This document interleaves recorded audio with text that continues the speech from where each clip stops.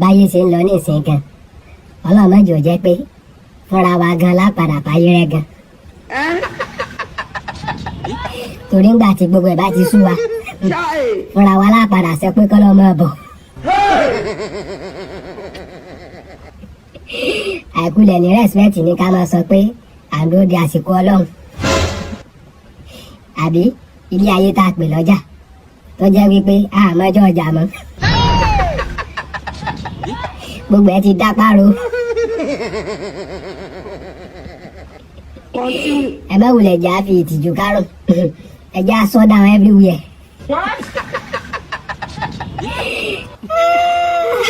Àwọn tí ó lọ ọ̀run àpáàdé mọ́ tètè gbọ̀nà torí wọ́n níbẹ̀ jìnnà àwọn tá a sì lọ ọ̀dọ̀ náà káyé tè múra kò jù bẹ́ẹ̀ lọ. 70 years old man. Koikimedia, we're bringing the world closer to your doorstep.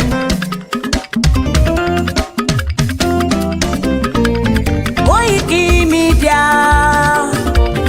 Koikimedia, Koikimedia, we bringing the world closer to your doorstep. Koikimedia, Koikimedia. Koikimedia, we bringing the world closer to your doorstep. Àwa sálára àgbà yìí dá, àwa ló láṣà àti èdè. Gbígbédè lárugẹ nílẹ̀ Oòduà o, àwa gangan ni bàbá. Koikimedia, Koikimedia, Koikimedia.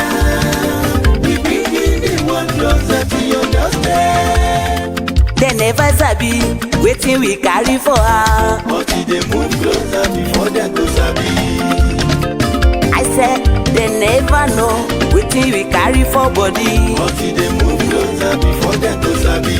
Ọ̀kín lọ lọ́jà ẹyẹ, kìnìún ló ló lajú. Ẹyẹ tó dorí kodò bí àdán ọ̀pẹ̀jẹ̀ lẹ́nu.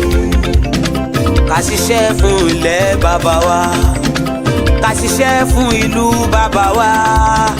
Ká jùmọ̀ sowọ́pọ̀ ká lè kó Odùduwà. Odùduwà kò bá lè gbé wa. Ọmọ Odùduwà ṣe gírí.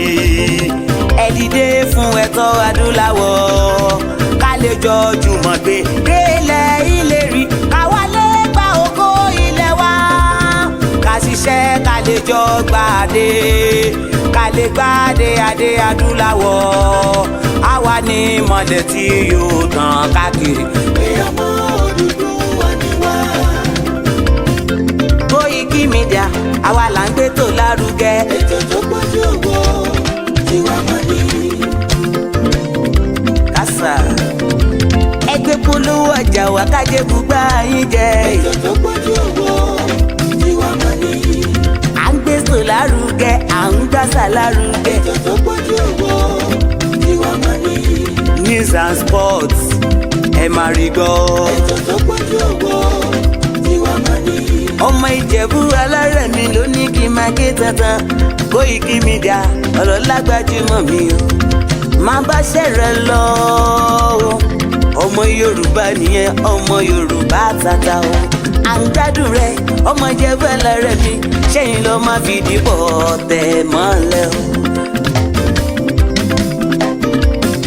Ẹ̀yin lọ́mọ onígbò máa ń dé máa dé. Ẹ̀yin lọ́mọ onígbò máa wọ̀ o. Igbó máa wọ̀ tó àjòjì ò gbọ́dọ̀ wọ̀. Àjòjì tó bá wọ̀ bẹ́ẹ̀ á tẹ̀lé ní ẹbọra.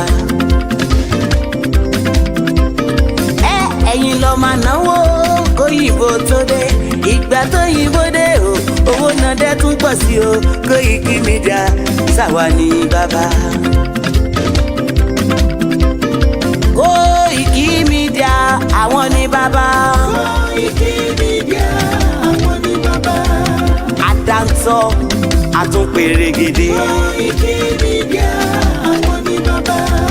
Àwa là ń gbé tó lárugẹ jẹ́ ká jọ gbọ́ o. Koikimedia àwọn ní bàbá. Àtúnjà fẹ́tọ̀ ilẹ̀ wa, fẹ́tọ̀ ilẹ̀ Yorùbá. Koikimedia àwọn ní bàbá. Ọmọ Oòduà ni wá o, tọkàntọkàn. Koikimedia àwọn ní bàbá. Ikú lébi òsì àdìmú bàbá iyọ̀. Koikimedia, àwọn ní bàbá. We bring you up closer to your doorstep. Koikimedia, àwọn ní bàbá. Afẹ́fẹ́ tó ń fẹ́ o tó ń kan kí oko lára ni. Koikimedia, àwọn ní bàbá. Àpèrègèdè Olódùmarè ló fún wa ṣe. Koikimedia, àwọn ní bàbá. Gbogbo ayé ẹ gbọ́ àwa ní bàbá o. Koikimedia, àwọn ní bàbá. Ẹ máa bọ̀ wá ẹ gbé polówó ọjà yín wá o. Koikimedia, àwọn ní bàbá. Òdúdúwà lágbédá ní òtítọ́ lágbédá ní. Koikimedia, àwọn ní bàbá. A kì í sọ̀dálẹ̀, a kì í sóníkèéta. Koikimedia, àwọn ní bàbá. A dúró tán, a tún pèrègèdè. Koikimedia, àwọn ní bàbá. Koikimedia, we bring you up closer to your doorstep. Àwọn ní bàbá. Koikimedia is around. To give us latest. Ah, is around o. Give us latest. Ladies and gentlemen, Ẹ mú kalẹ̀ sílẹ̀. Ẹ tẹ́tí ẹ gbọ́ ètò tó kojú gbogbo. ladies and gentlemen, Ẹ mú kalẹ̀ sílẹ̀. Ẹ tẹ́tí ẹ gbọ́ ètò tó kojú gbogbo. Koikimedia is around. To give us latest. gbogbo ẹ̀yin ọmọ ọ̀dọ́ tá a jọ ń káàkiri ọ̀dọ́jọ́ ni wá ẹ mọ̀ jẹ́ kí a fi àyè gba fúlàní lórí ilẹ̀ àwọn bàbá wa ẹ mọ̀ jẹ́ ká bú ọba mọ́ ẹ mọ̀ jẹ́ ká bú jòyè mọ́ nígbà tá a la fẹ́ jà fún àwọn ọ̀rẹ́ wa táwa ń kọ́kọ́ ń bú ọba tá à ń bú jòyè èmi náà ṣe bẹ́ẹ̀ rí bó mo pera mi padà ẹ mọ̀ jẹ́ ká bú àgbààgbà kankan mọ́ ẹ mọ̀ bolóṣèlú kankan àwọn ẹ̀rù kálukú ń bẹ̀rù wọn ò lè sọ̀rọ̀ ọba ò lè sọ ìjòyè lè sọ ẹ jẹ́ ká ronú ẹ mọ̀ jẹ́ ká bá àwọn bàbá wa jà mọ́ ẹ mọ̀ jẹ́ á bú wọn mọ́ ẹ mọ̀ jẹ́ á ṣe wọn ra wọn ra pẹ̀lú wọn àwọn àgbà tó bá jó lóṣèlú tá a bá fẹ́ kọ́ wọn rẹ̀ wá lọ́wọ́ á gbé wọn mọ́ra á gbé wọn mọ́ra ni à ní bú wọn mọ́ ẹ mọ̀ jẹ́ á ṣèjẹ̀gbọ́n ẹ mọ̀ jẹ́ á dàlúrú a lè gba ẹ̀tọ́ wa láì ṣèjẹ̀gbọ́n a lè gba ẹ̀tọ́ wa láì yìnbọn a lè gba ẹ̀tọ́ wa láì dàlúrú gbogbo protest mo ṣe ní ìlú Nàìjíríà mi ò rí ibi tí mo ti ẹnìkan lè sọ pé mo pààyàn tàbí mo jó nǹkan náà tàbí mo bà nǹkan jẹ́ mo lọ písù torí pé olówó lèmi náà tí ò bá sólówó lára ń dì mọ́ gbogbo nǹkan tọ́lọ́run fún yàn lọ́lọ́run fún mi mi ṣe tálákà tó dé pé mo dìde fún jà Yorùbá big man ni mi àwọn tó jẹ́ ọ̀rẹ́ mi tó súnmọ́ mi tó ní owó ní kí ni mo wá lọ bẹ̀ pé sọ́wọ́ lè mi mò ń fẹ́ ni kí n sọ yìí tí mo fẹ́ mo ní ìsọ̀rọ̀ owó àní ọ̀rọ̀ ìran mi ni mò ń sọ kí n wọ gbowó kí n gbéra kí n pé mò ń lọ ọ̀dọ̀ ọba gbowó mò ń lọ ọ̀dọ̀ oníbodè òfin gbowó kí n kójó wọlé kọ́kàn mi balẹ̀ kí n dá wa mọ́tò kí n mọ́ rìn bọ̀ kí Fúlàní mọ́ da mi dúró títì kí n délé kí bàbá sọ pé kí n gbé tírélà sùn kí n mọ́ gbé lọ àwọn bàbá wo lè lóko mọ́ wọn ò lè lóńdò ẹ jẹ́ ká fọwọ́sowọ́pọ̀ ká ti àwọn bàbá wa lẹ́yìn ká dá security ti wá lẹ̀ ká sọ fún wọn kí wọ́n bá wa fọwọ́ tì í ká lé wọn kó nu oko wa ẹ ṣé mo dúpẹ́ Jésù Olúwa wa. báyé ṣe ń lọ ní ìsìn gan Ọlọ́run má jẹ́ ó jẹ́ pé fúnra wa gan lápadà fàyè rẹ gan torí ńgbà tí gbogbo ẹ̀ bá ti sú wa fúnra wa lápadà sọ pé kọ́ lọ́ mọ́ bọ̀ àìkulẹ̀ ní respect ní ká máa sọ pé à ń dúró de àsìkò Ọlọ́run àbí ilé ayé tá a pè lọ́jà tó jẹ́ wípé àmọ́jọ́ ọjà mọ́ gbogbo ẹ ti dá páro ẹ má wulẹ̀ jà fi ìtìjú kárùn ẹ já sọ down everywhere.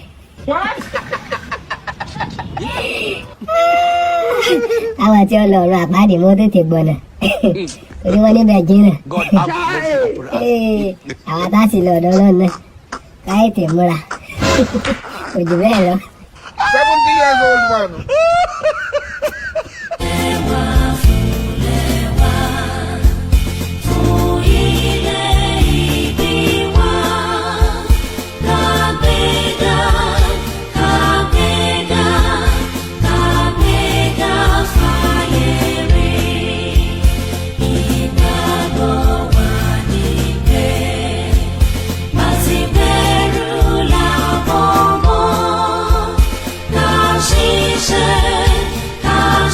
Share.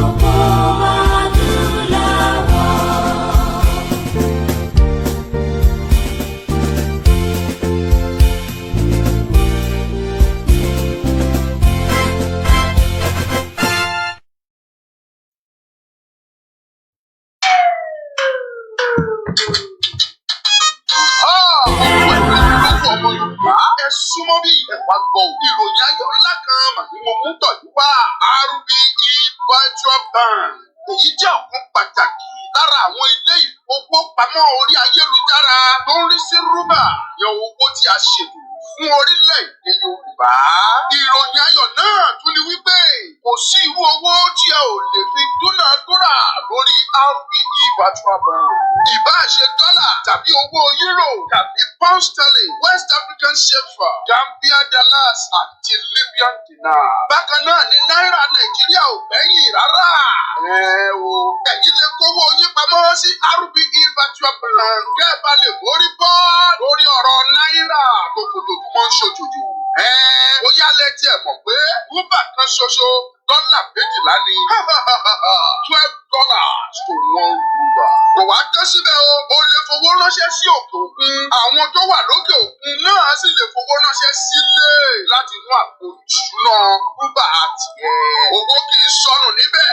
Ìfọ̀kànbalẹ̀ wà lórí owó tẹ́ ẹ bá fi pamọ́ sí ilé ìfowópamọ́ orí ayélujára yìí. Tètè lọ forúkọ sílẹ̀ lónìí kí o sì gba nọ́mbà ìdánimọ̀ tirẹ̀. Fún ẹ̀yin tí ẹ ń fi àlàyé lẹ́kùnrẹ́rẹ́, ẹ pè Bishop Adesina sórí WhatsApp nọ́mbà yìí +234 90 67 05 0000. Lẹ́ẹ̀kan sí +234 90 67 05 0000. WhatsApp nìkan ni kí ẹ ti pe nọ́mbà yìí o. Tàbí kí ẹ kàn sí wẹ́bsáìtì wọn ìyẹn ní www.rbebanking.org. Bákan náà lẹ lè gba mobile app wọn sílẹ̀ látòrí Google Play Store. Rúbà owó àwa ọmọ Yorùbá RBE virtual bank ló ń ṣètò ẹ̀. Tètè forúkọ sílẹ̀ kó tó pẹ́ jù. And a very good evening and welcome to Koikimedia live from London. Today, Amaje, 13th day of the month of November 2024, and we should have ample of time to go through the discussion of tonight.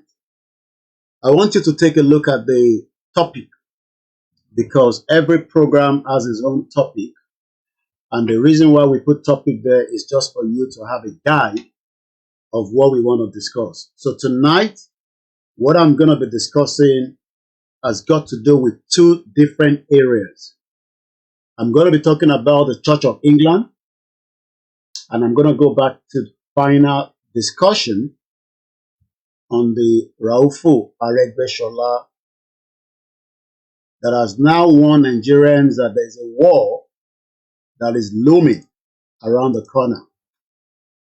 Many of us might remember or not that there is a particular good friend to Boko Haram, another Fulani terrorist. You might probably not know him with the image in front of you. The individual to your right-hand side is a well-known figure, Muki Babami Pavilion TV. The rest of you, I will leave it like that for now, because I will not Agbami Eto, and I don't want to be distracted. But we need to recognize our media that are working back to back. Arákùnrin tí ẹ ń rí ní on the right hand side, ẹ lè má mọ̀ dáadáa látara image tí ẹ ń rí yẹn. I'm not talking about Raufu Aregbesola, kò sẹ́ni tó mọ̀ Raufu Aregbesola. But mo ń sọ nípa alàgbà tí ó wà lẹ́yìn mi, àbí tó wà níwájú yín rather, on the screen. I want you to take a look at him very well. He's a very, very important man in the United Kingdom and around the world. And I'll be telling you a little bit about him. Like I always say, ẹ̀yin nìkan kọ́ ni à ń bá sọ̀rọ̀. So tá bá ń sọ èdè òyìnbó lórí ètò wa níbí is because we have other individuals that we want them to listen to the program. And tonight is a very, very important program because it's going to dive into Church of England. Why Church of England? I will tell you more in the course of the program. Lẹ́ẹ̀kan sí, arákùnrin tí ẹ ń wò ní iwájú yín ẹ lè má mọ̀ dáadáa sẹ́ nítorí pé ojú òní wà familiar gẹ́gẹ́ bí ara àwọn tí a lè pè ní òyìnbó ó lórúkọ but àwòrán tí máa gbé wọlé nísìn you will recognize him much better, especially in the 8 years of the former president of the Federal Republic of Nigeria, Tamosi, terrorist Muhammadu Buhari.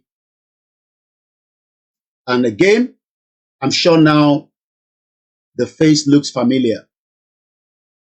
Bí ẹ bá wo àwòrán yẹn nísìn, you can tell that this particular man, according to him, was a very good friend of the former president Muhammadu Buhari.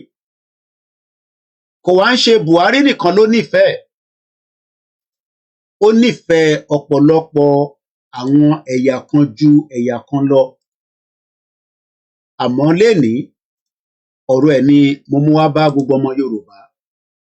Eléyìí ni láti fi dára wa lẹ́kọ̀ọ́, just to tell us again and again, according to the title tí mo gbé sórí screen. And the title tí ẹ bá wo àkọlé ètò ti ilé ìta ń bá lọ yìí. Aregbesola says there is going to be a war. Ogun ń bọ̀ nínú Nigeria.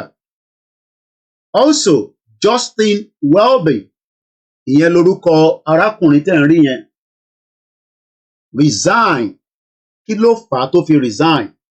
Gbogbo yẹn náà ni mo máa ṣàlàyé fún wa in the course of the program tonight. And also, mo kọ síbẹ̀ pé Church of England is in crisis, just like bí UK ṣe fi wá sí crisis tí a wà nínú ẹ̀. Béèyàn kan bá dẹ̀ lọ, there will be more danger ahead, and that is the reason why ta ṣe ń pariwo síta lójoojúmọ́ pé àwọn tí ẹ ń fọkàn tán, àwọn tẹ́ ń rò pé they have something to give you are also in crisis tonight. The whole of UK, especially pẹ̀lú arákùnrin tẹ́ ń rí yẹn, is in turmoil. Màá fún yín ní gbogbo details yẹn. Àtijọ́ Monday láti wà lẹ́nu ẹ̀ fẹ́yìn tí ẹ bá ń tẹ̀lé wa dáadáa lórí ìkànnì tí à ń pè ní Koikimedia. Lẹ́ẹ̀kan sí, àwòrán tó máa wọlé nísìn tẹ máa tún rí. Ẹ rí pé nínú àwọn tọ́jọ dúró, àwọn ẹ̀yà tọ́jọ dúró, bóyá ẹ̀yà Yorùbá wà nínú ẹ̀ or not, but ẹ̀yà mẹ́ta tó wà nínú ẹ̀ àbí mẹ́rin, ìyẹn àwòrán tó máa wọlé lẹ́yìn tẹ́lẹ̀. We have 4 different Fulani individuals tó jẹ́ bí ọ̀rẹ́ sí arákùnrin. At least a mọ orúkọ èèyàn mẹ́rin tó jẹ́ àwọn ẹ̀yà Fulani nínú àwòrán tẹ́ ń wò yìí. Tá bá ti mú Buhari kúrò níbẹ̀, next to Buhari is Sultan of Sokoto.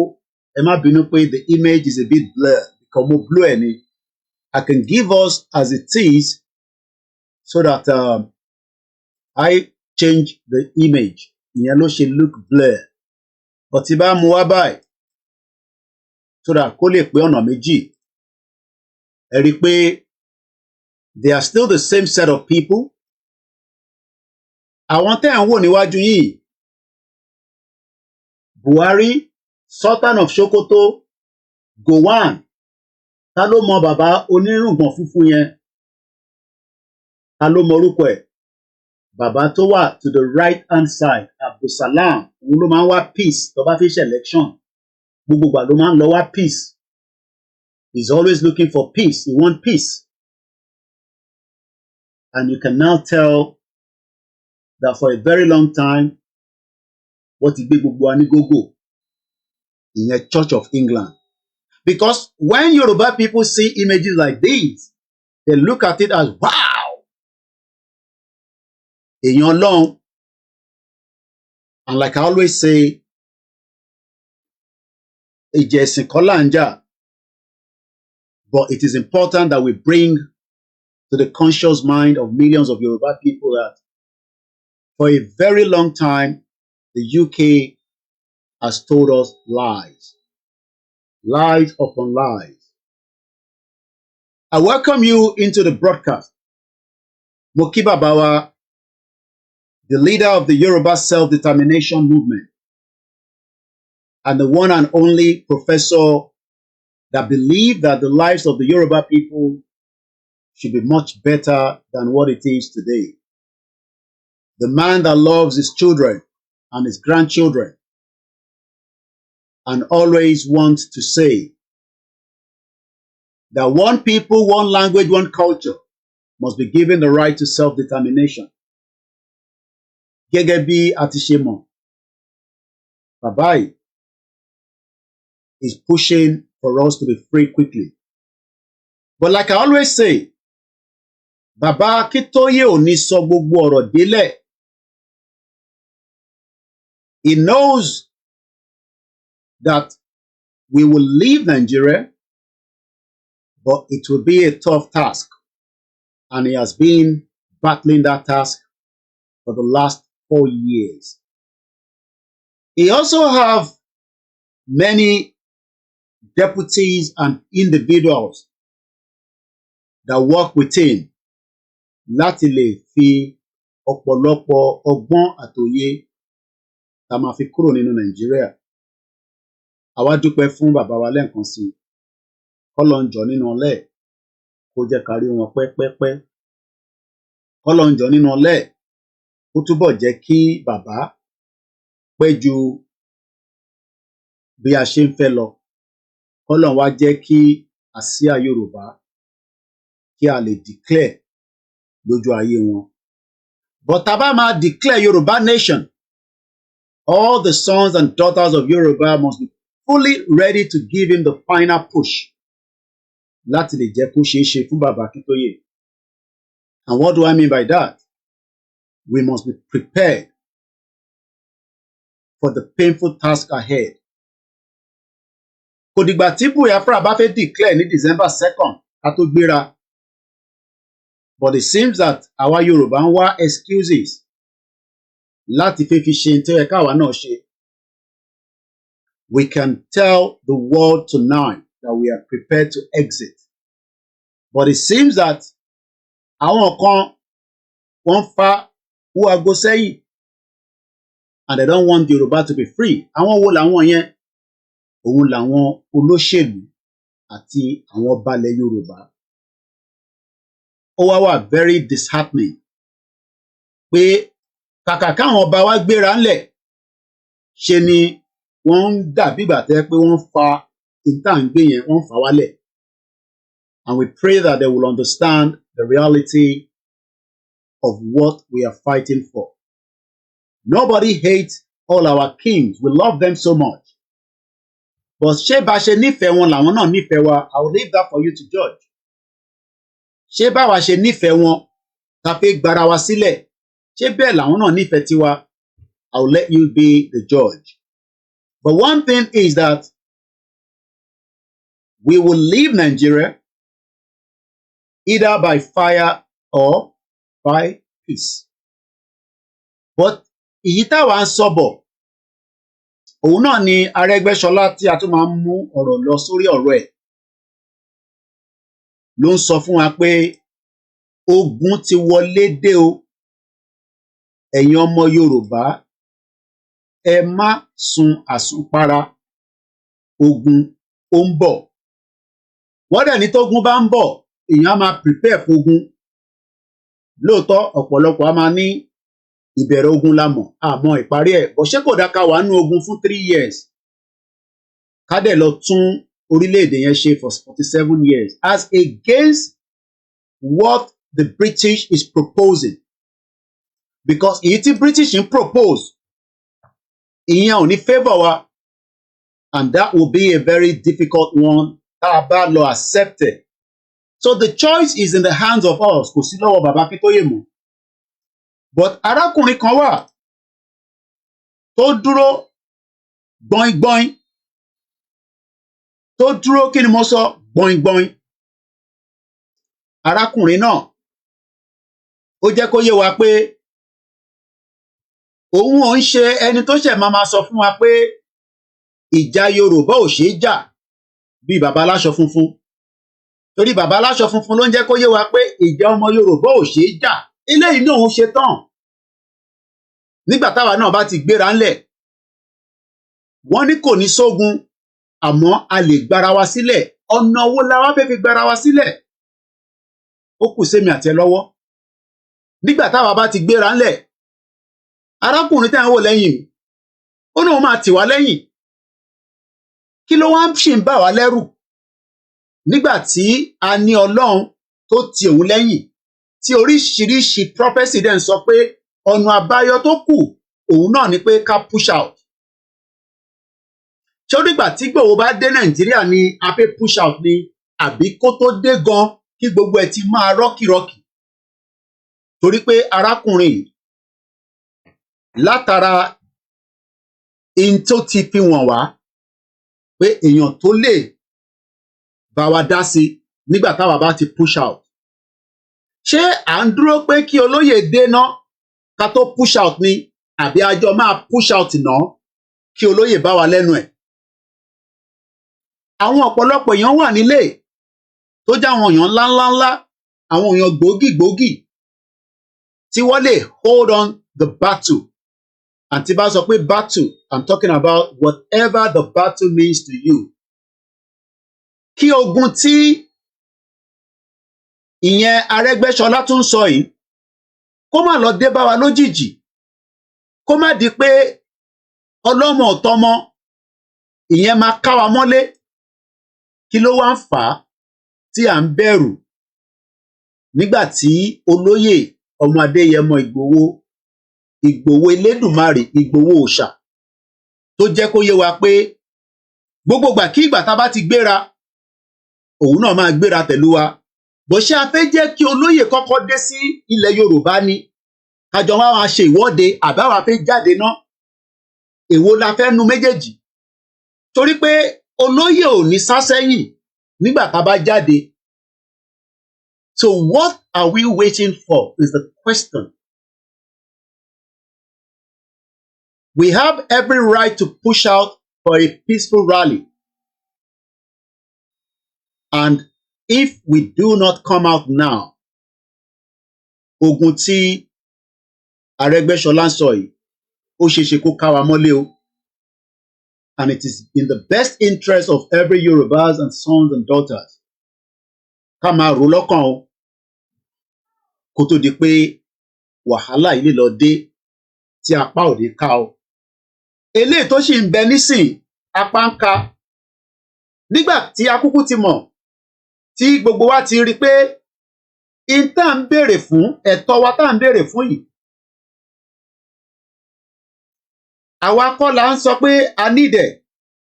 Kódà àwọn ìjọba gan sọ fún wa pé ẹ̀tọ́ wa ni, right wa ni pé ká push out.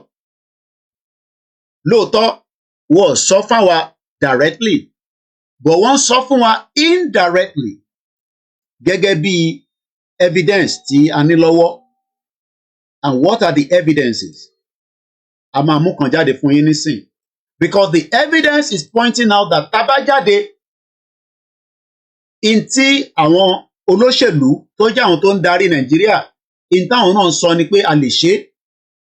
Lóòótọ́ kò ń ṣàwà ló ń bá sọ̀rọ̀, but in tó bá ti lè mú wọn máa sọ ilé níta.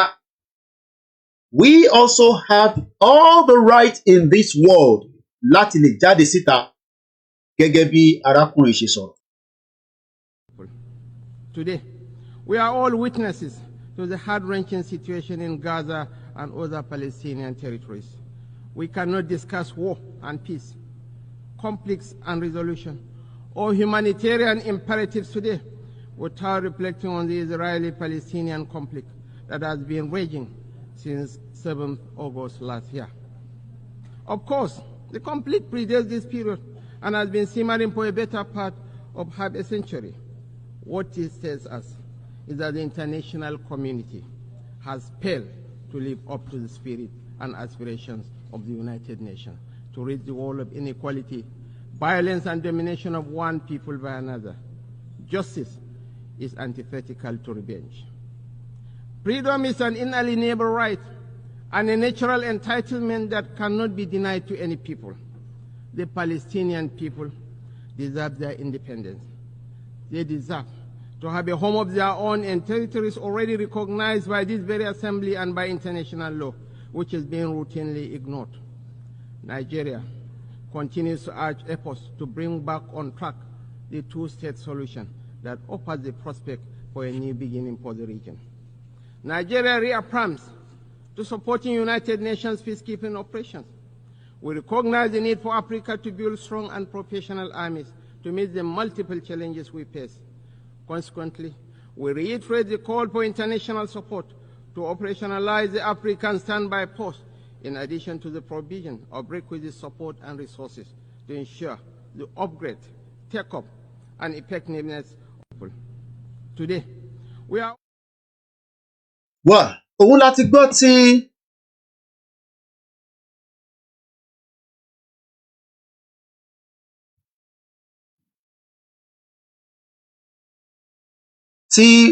Shaitima ti sọ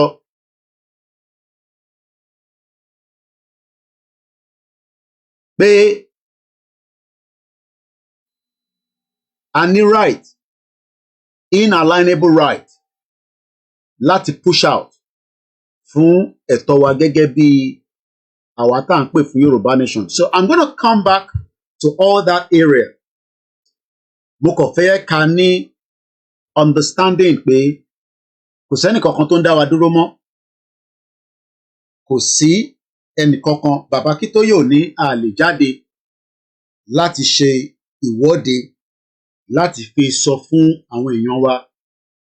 Ìwọ́de tá dẹ̀ ń sọ yìí kò ń ṣe pé ẹnìkan máa wá sí state kan, no. State ẹ ló máa wà láti máa jáde. Àdúgbò ẹ ló máa dúró sí láti máa jáde. Kò bá jẹ́ ìmárùn náà ni. Ó wá depend bẹ́ẹ̀ bá ṣe pọ̀ sí ní state kankan. And we can do that even before December 2nd. Torí pé argument pé ẹ fẹ́ link December 2nd mọ́ Yorùbá nation. Ẹ jẹ́ ká fi December 2nd àwọn Biafra sílẹ̀. Káwa fight fún right tiwa under the rules of self-determination, which is a right, and that right will be respected. So as we are now going to be diving into the discussion of the evening, we will be going straight to why is the Church of England tonight in crisis? And what led to the crisis? And why should we trust Church of England again? Because the same Church of England ni Buhari wá ń bá, ìyẹn Boko Haram, ni wọ́n jọ ń ṣe wọléwọ̀de for a very long time, about 8 years tí Buhari fi wà lórí oyè. Òun àti Church of England, ẹni tó jẹ́ adarí ẹ̀, lọ́jọ́ ń ṣe wọléwọ̀de. So what I'm going to be telling you us now is a lot of things that is happening within the last few hours. Látàárọ̀ ni ọ̀rọ̀ Church of England ló ti gba gbogbo UK pátápátá. And that is the reason why we are saying again to our loved ones that if you want us to exit Nigeria, trusting anything UK is not worth it at all.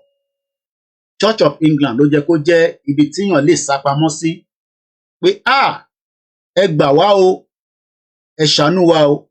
But Church of England fúnra rẹ̀ gan, gbogbo àwọn tó sápamọ́ síbẹ̀, they are all regretting it today. And that is the reason why we'll be going into the discussion in just a few minutes from now. My name again is OLAYOMI KOIKI.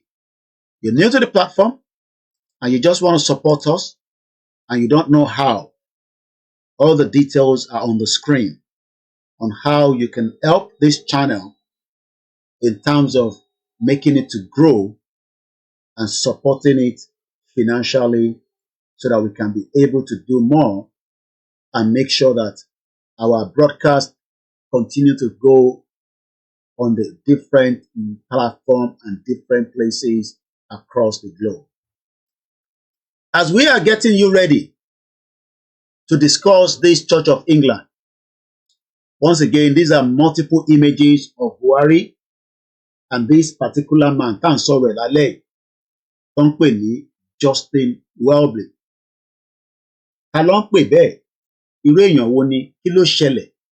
Gbogbo ẹ̀ náà ni mo fẹ́ jẹ́ kí ẹ mọ̀ lálẹ́ yìí. Torí pé bí a ti ṣe ń sọ̀rọ̀ báyìí lálẹ́ yìí, rẹ́rẹ́ ti rún gan ní UK lórí ọ̀rọ̀ arákùnrin látara pé àwọn nǹkan kan ti ṣẹlẹ̀ tí wọ́n dẹ̀ sọ fún tí kò gbé ìgbésẹ̀ lé lórí. Once again, let's go straight to it. So I'm going to bring us to the BBC because that is where you all trust your news, even though people like us believe that the BBC is a broadcasting biased corporation. But let's make use of it because program that lálẹ́, at least it will make a big impact on it. Church of England, the abuse scandal that led now to the Archbishop of Canterbury resignation. Arákùnrin tẹ́ ń rí has resigned. Kí ló fà á? Kí ló ṣe? Ẹ̀ṣẹ̀ wo ló ṣe tó fi ń resign? All this I will let you know in the broadcast. But let's move swiftly. Justin Welby has resigned as the Archbishop of Canterbury after facing increasing pressure to stand down over his failure to report prolific child abuser John Smith. Ìbéèrè ni mo ṣì ń béèrè lọ́wọ́ arákùnrin pé kí ló mọ̀ nípa Buhari táwọn ò mọ̀ tó lè sọ fáwa náà. Nítorí pé gbogbo ìgbà tí we were asking that Buhari is a terrorist, this man was shielding Buhari, making Buhari to the world as a good man. But according to the statistics, the same Buhari tó ń protect him made 29,000 Yoruba people to die in Nigeria. Mo kí gbogbo ẹ̀yin tí ẹ ti ṣe birthday àtẹ̀yin tí ẹ ń ṣe birthday àṣọpọ̀lọpọ̀ ẹ̀ láyé.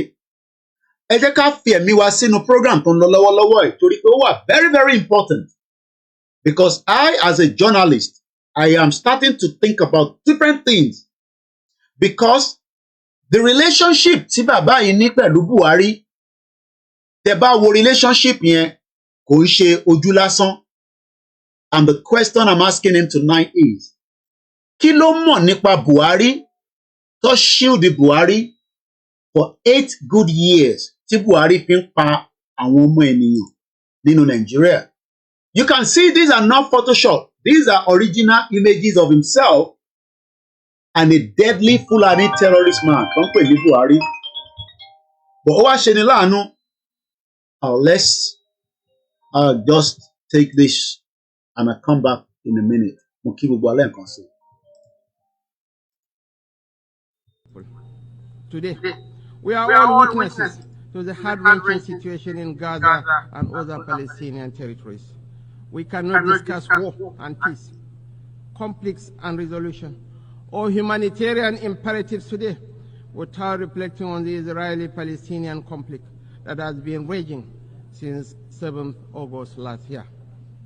Of course, the conflict predates this period and has been simmering for a better part of half a century. What it tells us is that the international community has failed to live up to the spirit and aspirations of the United Nations to rid the world of inequality, violence, and domination of one people by another. Justice is antithetical to revenge. Freedom is an inalienable right and a natural entitlement that cannot be denied to any people. The Palestinian people deserve their independence.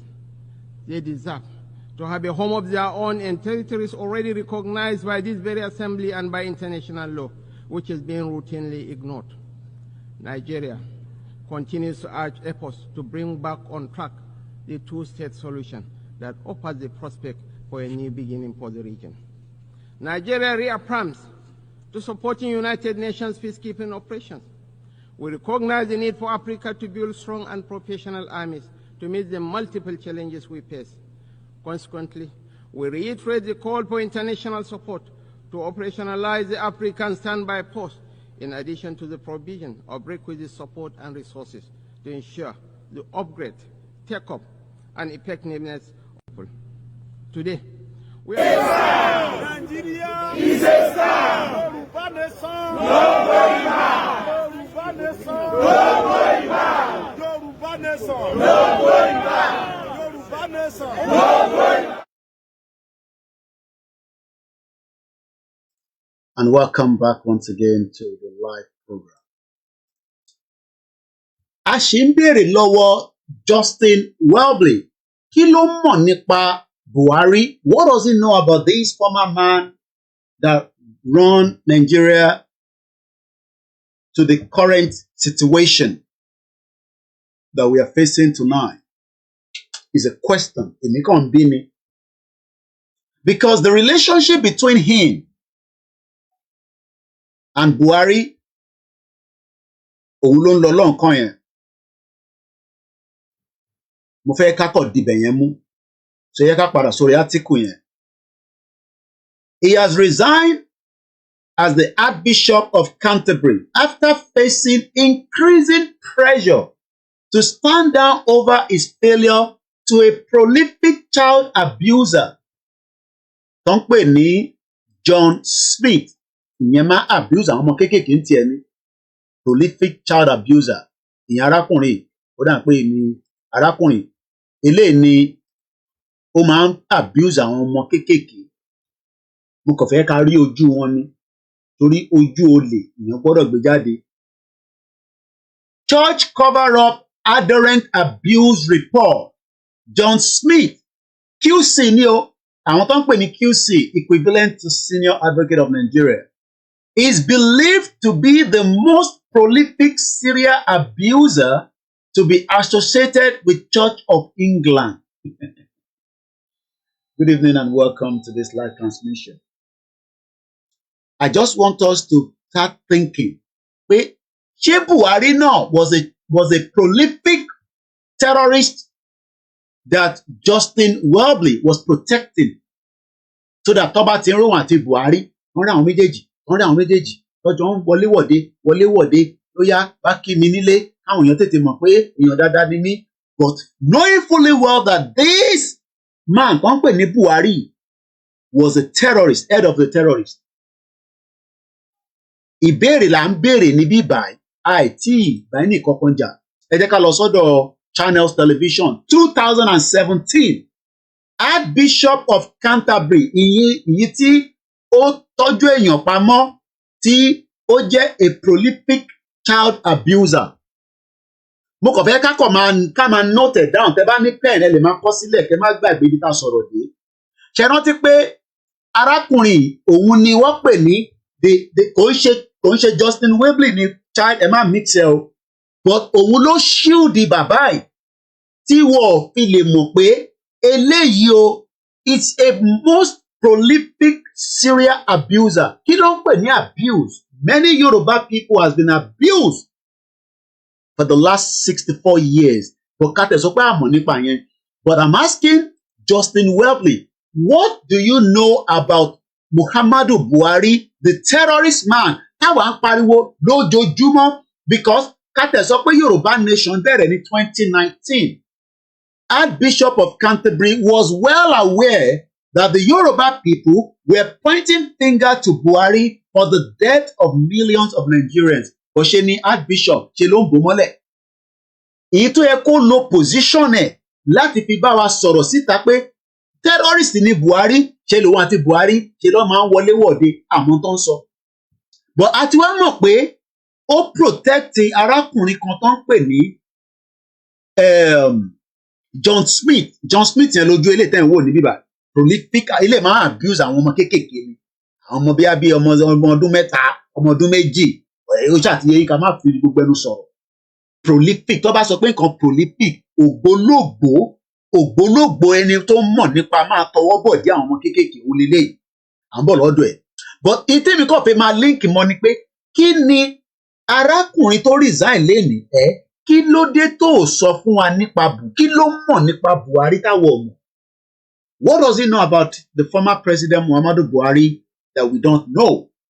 But let's go to 2017, according to the channel's page. Archbishop of Canterbury visit President Buhari.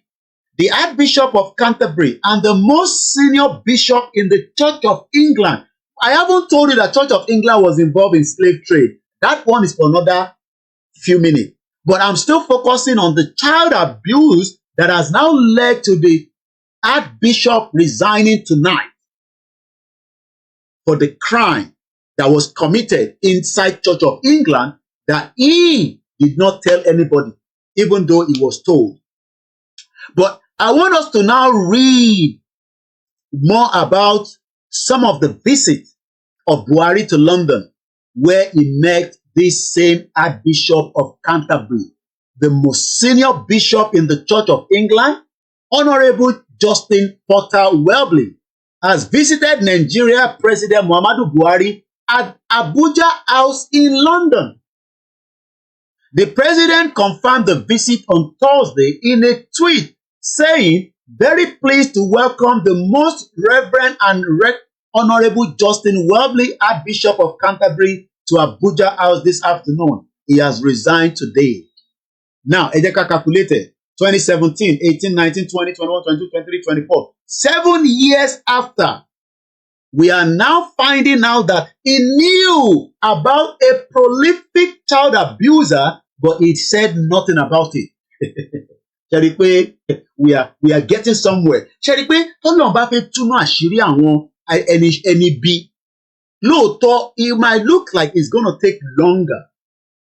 You can see why the God of the Yoruba land is with us. Because when we were seeing Archbishop with Buhari, we were calling his attention that Buhari is not a clean man. He's a terrorist. But Archbishop said nothing. She don't protect it. And this is why Yoruba nation is going somewhere. Torí pé àṣírí gbogbo wọn máa tú ni. Àti Archbishop o, àti Buhari ni o, ó wà láyé ni o, ó ti kú ni o. Let's go further. The president had been on vacation since January 23rd, has received quite a number of dignitaries since he extended his leave to take care of his health. Those who have visited him include the Senate President, Dr. Bukola Saraki, Speaker of the House of Representatives, Honorable Yakubu Dogara, APC Chairman, Chief John Oyegun, APC Leader, Senator Bola Tinubu, that has now become the President. We'll come back to him later. The President had handed over to his Vice President, Beudani, Professor Yemi Osibajo, Shotman Devil, before proceeding on leave. Although the President had made several calls to some leaders back home, including the governors of Kano and Niger State, as well as the former head of state, General Yakubu Gowon, and the former President, Chief Olusegun Obasanjo, there have been calls for him to address Nigerians. You know, when Buhari came, he was just sitting in London as if, London was his home, because he was being protected by this man known as Justin Welby. Because if anybody take picture with Justin Welby, you must be a good man. You must be a man that I welcome you all as you're coming in. Because it will take us out of the program. But we will appreciate you all before the end of the program. I just want you to sit back and enjoy the program. It's exactly 17:30. My name is OLAYOMI KOIKI. And we are reviewing why Justin Welby, the Archbishop of Canterbury, had to resign after 11 years in the post. Because what we know tonight is that Justin Welby, that was part of the Church of England, that knew about many children being used by the prolific child abuser, said nothing, kept quiet, and tonight he has resigned his position. Hallelujah. And this is the reason why we are saying to Yoruba people, you trust England, you trust Britain, you are all in big trouble. Never trust your enemies, but prepare for them in all different areas. Justin Welby, Kaksari Kaile Toka to padà sóhun àti Buhari, has now had to resign this position after 11 years.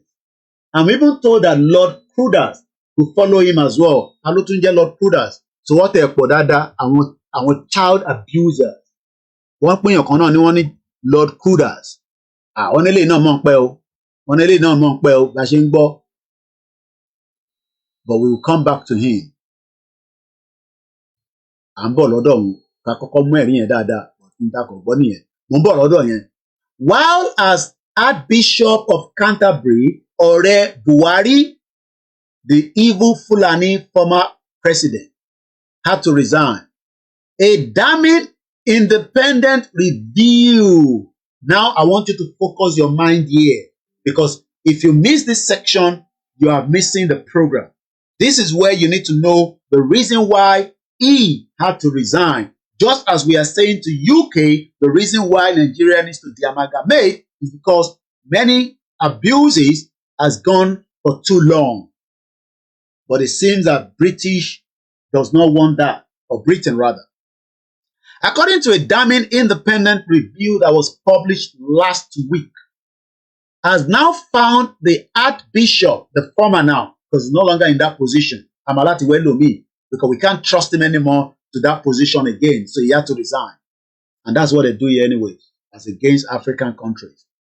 You beg them to resign in African countries, they're not going to listen to you. And this is the kind of country I want. I want to be in a country where you do wrong, you resign, and you then have to face the consequence, whether we will charge you for criminal or whatever. I'm asking again tonight on this particular network, what do this Archbishop or former Archbishop knows about Buhari that was in hiding for a very long time that he needs to expose now, because we know that Buhari was an evil man. Eba mi gbọ́ wọlé share button if you're enjoying the program. Very, very important. It was last week that we found out that Mr. Welby, the most senior bishop within the Church of England and other church officials, should have formally reported this serial child abuser as far back as 2013 to the police in the UK and authorities in South Africa. Again, ṣé ó mọ̀ kankan nípa Buhari náà? Because if this man was aware of a crime to that extent in 2019, ó dẹ̀ pẹnu mọ́, mélòó ló mọ̀ nípa Buhari? We're not bringing anybody in, so don't even send a request. You are not going to be given that button. Listen, that's what we're doing here for. Listen. What I'm asking tonight is, ǹjẹ́ if we are now being told that Arakunle, this particular one, ojú ele ten wo yìí, baba prolific child abuser leleyo, bó ṣe rojú ẹ̀yẹn, and this is what they've done in Africa. This is what they've done to our psyche by telling us that, oh, we should remain in one Nigeria because they are white people. Lies upon lies. This is the time that you need to wake your mind away from the atrocity of Britain 1914 amalgamation by a white man called Lord Lugard. What a tupuni Lord. And I wonder why Yoruba people, intelligent people, wants to allow white people to tell them what to do if we are not being stupid.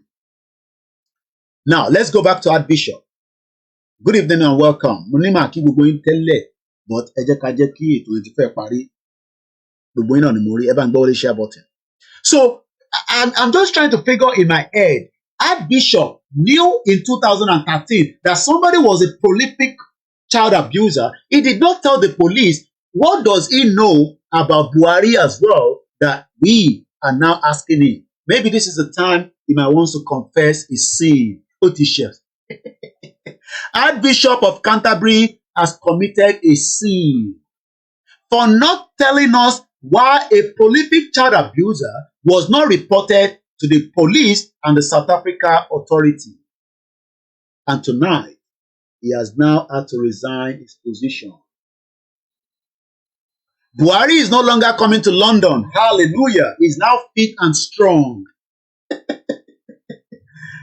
Amazing time to be alive. The same Buhari that in 2017 spent all his life in the UK, according to Channels Television, that he had to even address people from London. The same Buhari has not traveled to London as how many, somebody say no volume. You better remove your earpiece and go back into the program.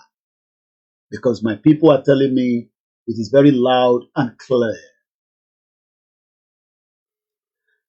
Buhari, in January 2017, spent all his days and weeks and months right here in London, while many Nigerians did not have access to good medical care. But that is not my problem on that. My problem is, what does Archbishop of Canterbury knows about Buhari that he might want to reveal to us tonight? Because the relationship he had with Buhari is not a normal relationship. It is a relationship of somebody protecting a terrorist. Because we know that Buhari was a terrorist. But yet, this same man that was protecting John Smith, a prolific child abuser, I'm told that the reason why he resigned was that he turned a blind eye. Failure to act promptly, the process was slow to act. He was protecting this child, the most prolific child of Syria. They even put Syria. You know, you normally watch that movie. They say a serial killer. This one is Syria child, prolific Syria abuser. Is a British barrister.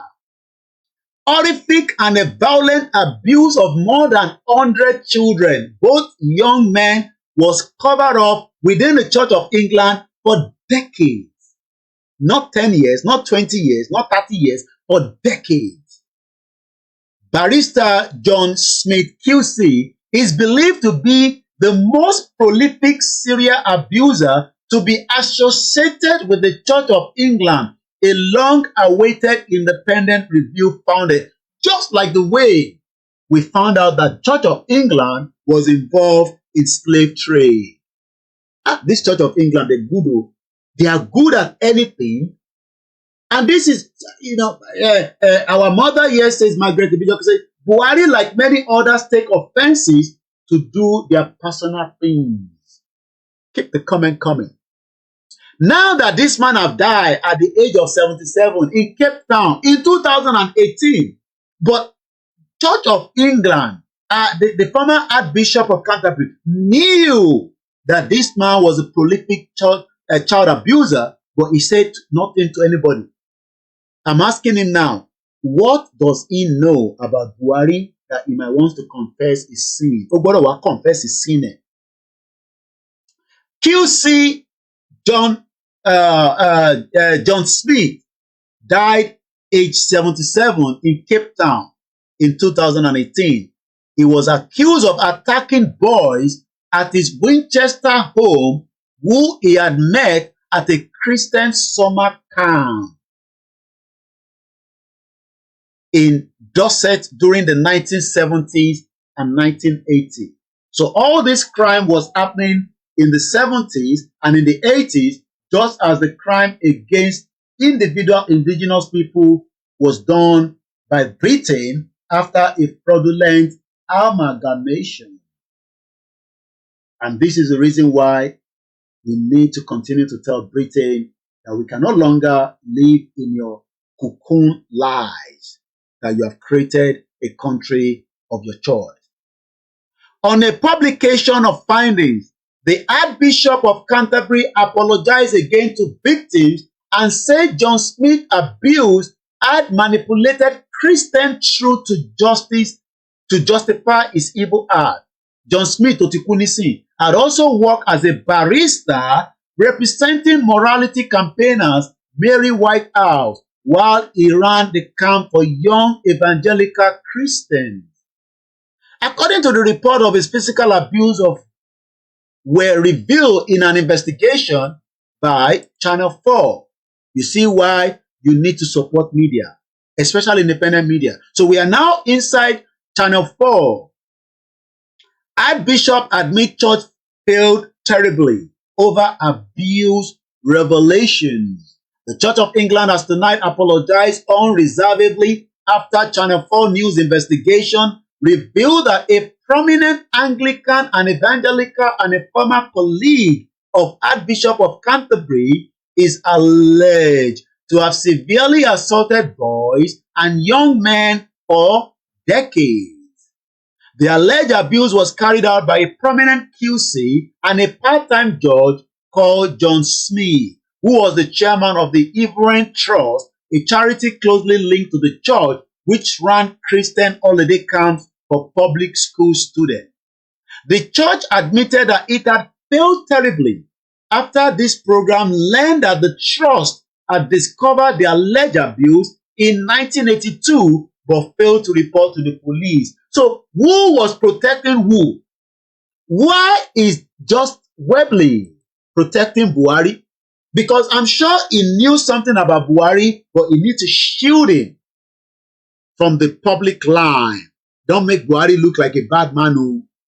But we all know that Buhari, just as he was trying to kidnap Umaru Diko in the 80s, I'm sure Justin Welby knows about all these. Oh, maybe Justin Welby did not know that Buhari kidnapped Nnamdi Kanu. Hallelujah. You can see why I say that until the Yorubas understand that we are living with different demons that do not want Yoruba nation to happen, Church of England is one of them. Because Church of England should have supported the Yoruba people that wants to exit Nigeria because of the persecution of the Christians. But rather, this man was protecting evil Buhari until he's now been told by fire, by force, you have to resign. I'll come back to that in a minute. Let's come back to Channel 4 here. According to Winchester College, where some of the young men met John Smith, a 77-year-old man that died, but nobody told the police. Imagine if it was a black man like me that committed crime. I'm using myself as a case study. Imagine if it was OLAYOMI KOIKI that committed the crime. Do you think that Archbishop of Archbishop or whatever he called himself would not have reported me? He would have reported me now. Tó bá jẹ́ pé mi ni mo commit crime yẹn nísìn, he would have reported me because I'm a black man. But because òyìnbó sóyìnbó ni, àbí bẹ́ẹ̀ kọ́? So eléyìí kì í sọ fún ẹ̀yin ọmọ Yorùbá pé tó bá ń sọ fún ẹ pé òyìnbó kan wà níta tó nífẹ̀ẹ́ iye Yorùbá, irọ́ ni o.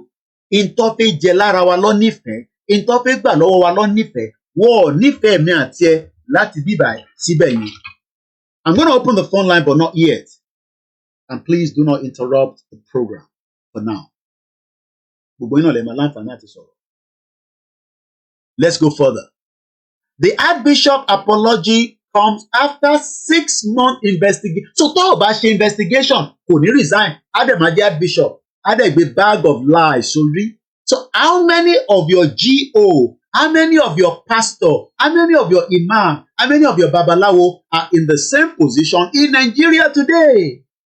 That they know the truth, but they refuse to speak out because they are covering somebody and they don't want anybody to know until we investigate them. And when you are going to investigate, you will need to invest in that. Yeah, Queen's Counsel is the meaning of QC. Mr. Omobolawon is educating me. They say, Koiki, when I say QC, it means the Queen's Counsel as a high-rank lawyer and senior advocate of Nigeria. I like to be learning a lot on your comments because it's helping me as well. 5:45 p.m. My name is OLAYOMI KOIKI. You might be saying, Koiki, kí lélẹ́yìí ní ṣe pẹ̀lú Yoruba nation? Ó ní ṣe púpọ̀. Just think about the lives of your churches in Nigeria. Telling us that Nigeria is still going to work. But only Nigeria is on the path of making itself the best in the world. I'm talking about your churches. Whether they are white garment, whether they are blue garment, whether they are moshalashi, whether they are, look at that as part of the reason why we are saying that trust nobody, because every one of them are liars, just like Yeah, it is 6:45 p.m. in the zoo. Ìyẹn la ṣe ń sọ fún ọmọ Yorùbá pé this is the platform that will expose every single one of them. But investigation needs a lot of money as well. Káwọn ilé tó lè ṣe investigation yẹn, they would have traveled to South Africa back and forth. Hello, mama náwó yẹn fún wọn. Níbo ló ti máa rówó yẹn? Ìyẹn la ṣe ń sọ pé ẹ dá sí iléeṣẹ́ yìí. Àwa náà ní àwọn investigation tá a lè lọ mú jáde wá fún yín. But the only way we can do that is if you support this platform continuously. And we are grateful to those of you that are doing so, judicially without even looking back. No matter how small. Some of my videos, and I'm grateful that other platforms are using my video. If 5,000 people have given us £1 every month, just 5,000 people, with Koiki, I'm offering £1 not £2, just £1. But it has to be 5,000 people. It is still not enough because media is a lot of resources. But I'm grateful to those of you that support. If you want to pay into my account, my first bank is still going through some upgrade. What you can do, America is 1247. Thank you so much, Yawa. 61042901167. That's my OP account. It's an emergency account and it's been very helpful because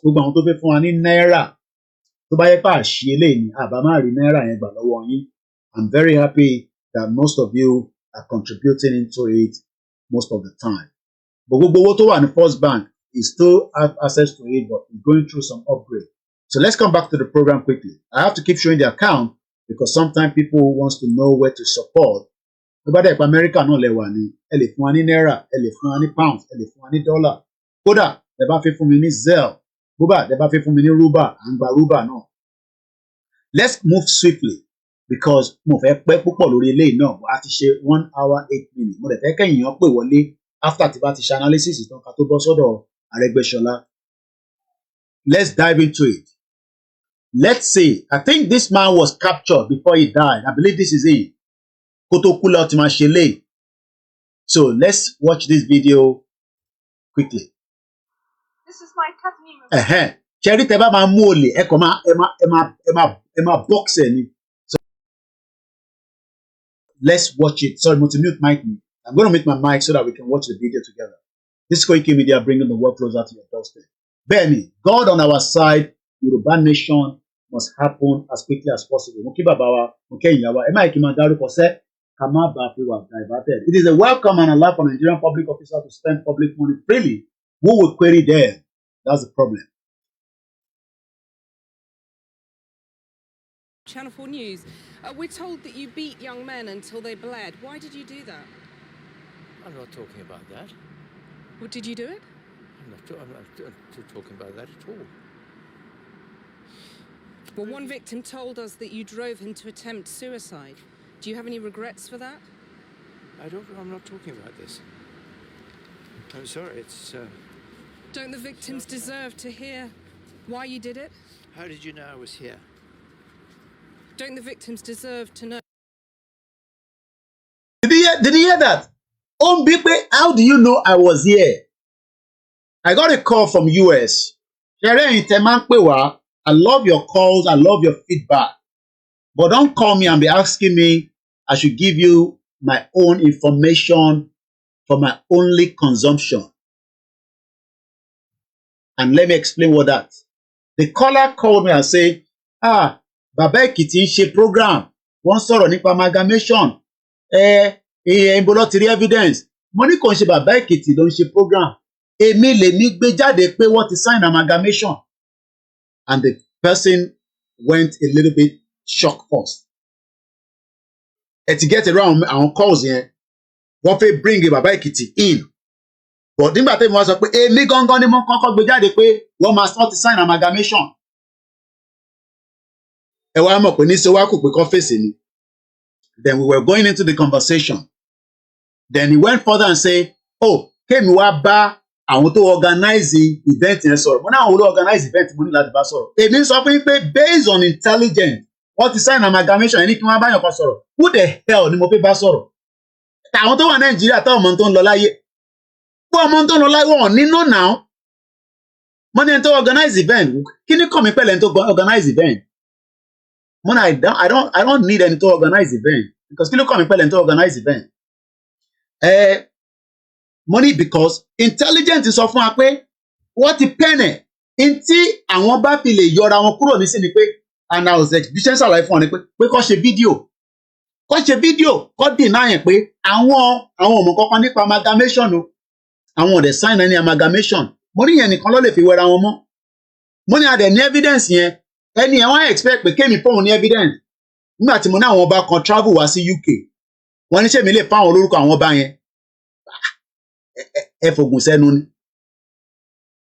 ẹ bá tẹ̀ fi sẹ́nu gan èmi náà dúró lásán ìrìn àjò yìí ti jẹ́ kémi náà gbẹ́sẹ̀ dáadáa bá ṣe ń bẹ Ọlọ́run lọ́tún lósì torí pé àwọn kan wà ẹ fẹ́ wá extract information lọ́wọ́ wa kémi sọ fún yín àwọn ọba tí mo ní wọ́n wá sí UK so kémi mú yẹn fẹ́ yín lọ́wọ́ ṣé journalist ni ẹgbọ́n tí bàbá yìí sọ nísìnyí pé báwo lẹni ṣe mọ̀ fóun wà ní bíbá because journalist máa ń lọ wá nǹkan ni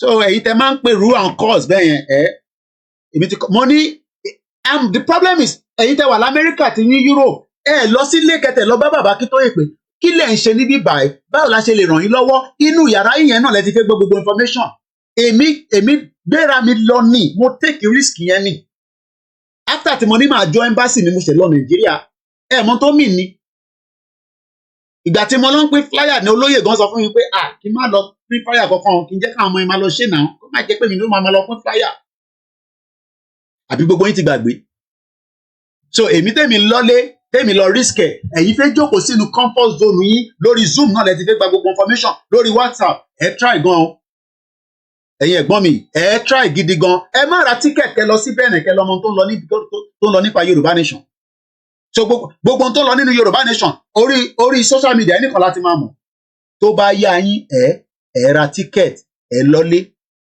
information kan péré ni mo sì tèmi fi ń lọ sí Benin láti lọ bá ń deliver fún lóyè just one piece of information tí mo fẹ́ kẹ́ni kankan gbọ́ tí mo sọ sí tí mo sí mi wọ́n dẹ̀ bá ń lọ deliver fún Ìgbòho mọ ètò cost wa ni èyí jókòó sínú yàrá yín ẹ jókòó sínú pálọ̀ yín ẹ fẹ́ máa gbọ́ Yorùbá nation ẹ lè fẹ́ mọ gbogbo tó lọ nínú Yorùbá nation try gan ẹlòmíì ẹ máa jí tílẹ̀ máa mọ mọ́bà ẹ máa bá nínú Yorùbá nation pé tá a bá ní ká dúró ti gbogbo ti yíbà yẹn níbi kankan tá à ń lọ time waster ṣé tẹ̀yìn bá ń kọ́lé sí Nàìjíríà at some point ní lọ́lé lọ wọlé yẹn mò ń béèrè ni o tẹ bá ní project tẹ́ ń ṣe ní Nàìjíríà ń da ticket kẹ lọ́lé but owó ticket tẹ́ fẹ́ fi lọ Benin nísìn ó wọ́n fún yín ní láti pẹ́ ní Benin náà gbogbo àná la níṣẹ́ tá à ń ṣe náà ẹ rò pé àwa náà níṣẹ́ ni ẹ lọ níjọ́ Thursday ẹ débẹ̀ ní Friday kẹ check out níjọ́ Sunday kẹ padà sí America níjọ́ Monday kẹ padà sẹ́nu iṣẹ́ kò sẹ́ni tó máa mọ̀ pé travel fẹ́ ṣe yẹn ẹ fẹ́ jókòó ẹ fẹ́ máa àṣírí lẹ̀ ń wá rí lóòótọ́ ẹ rò pé tèmi náà lọ́lé ojú lásán ni èmi náà lọ́lé pé kí n lè lọ mú confirmer ní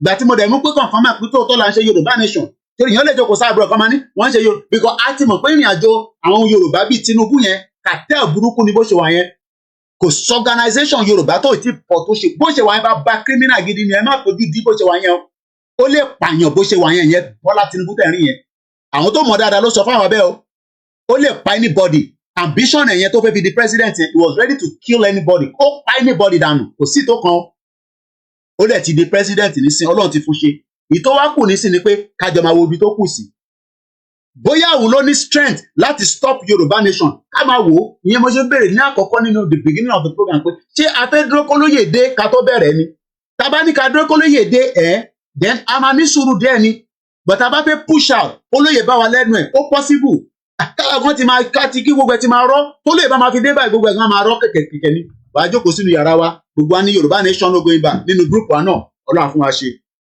so mo kàn ní kí sáré bí yẹn ṣe wá sí mind because n tó jẹ́ kí n rántí nígbà tí bọ̀bọ́ yẹn béèrè lọ́wọ́ màá rí wáyé níbẹ̀ ó ń bi journalist yẹn pé how did you find where I am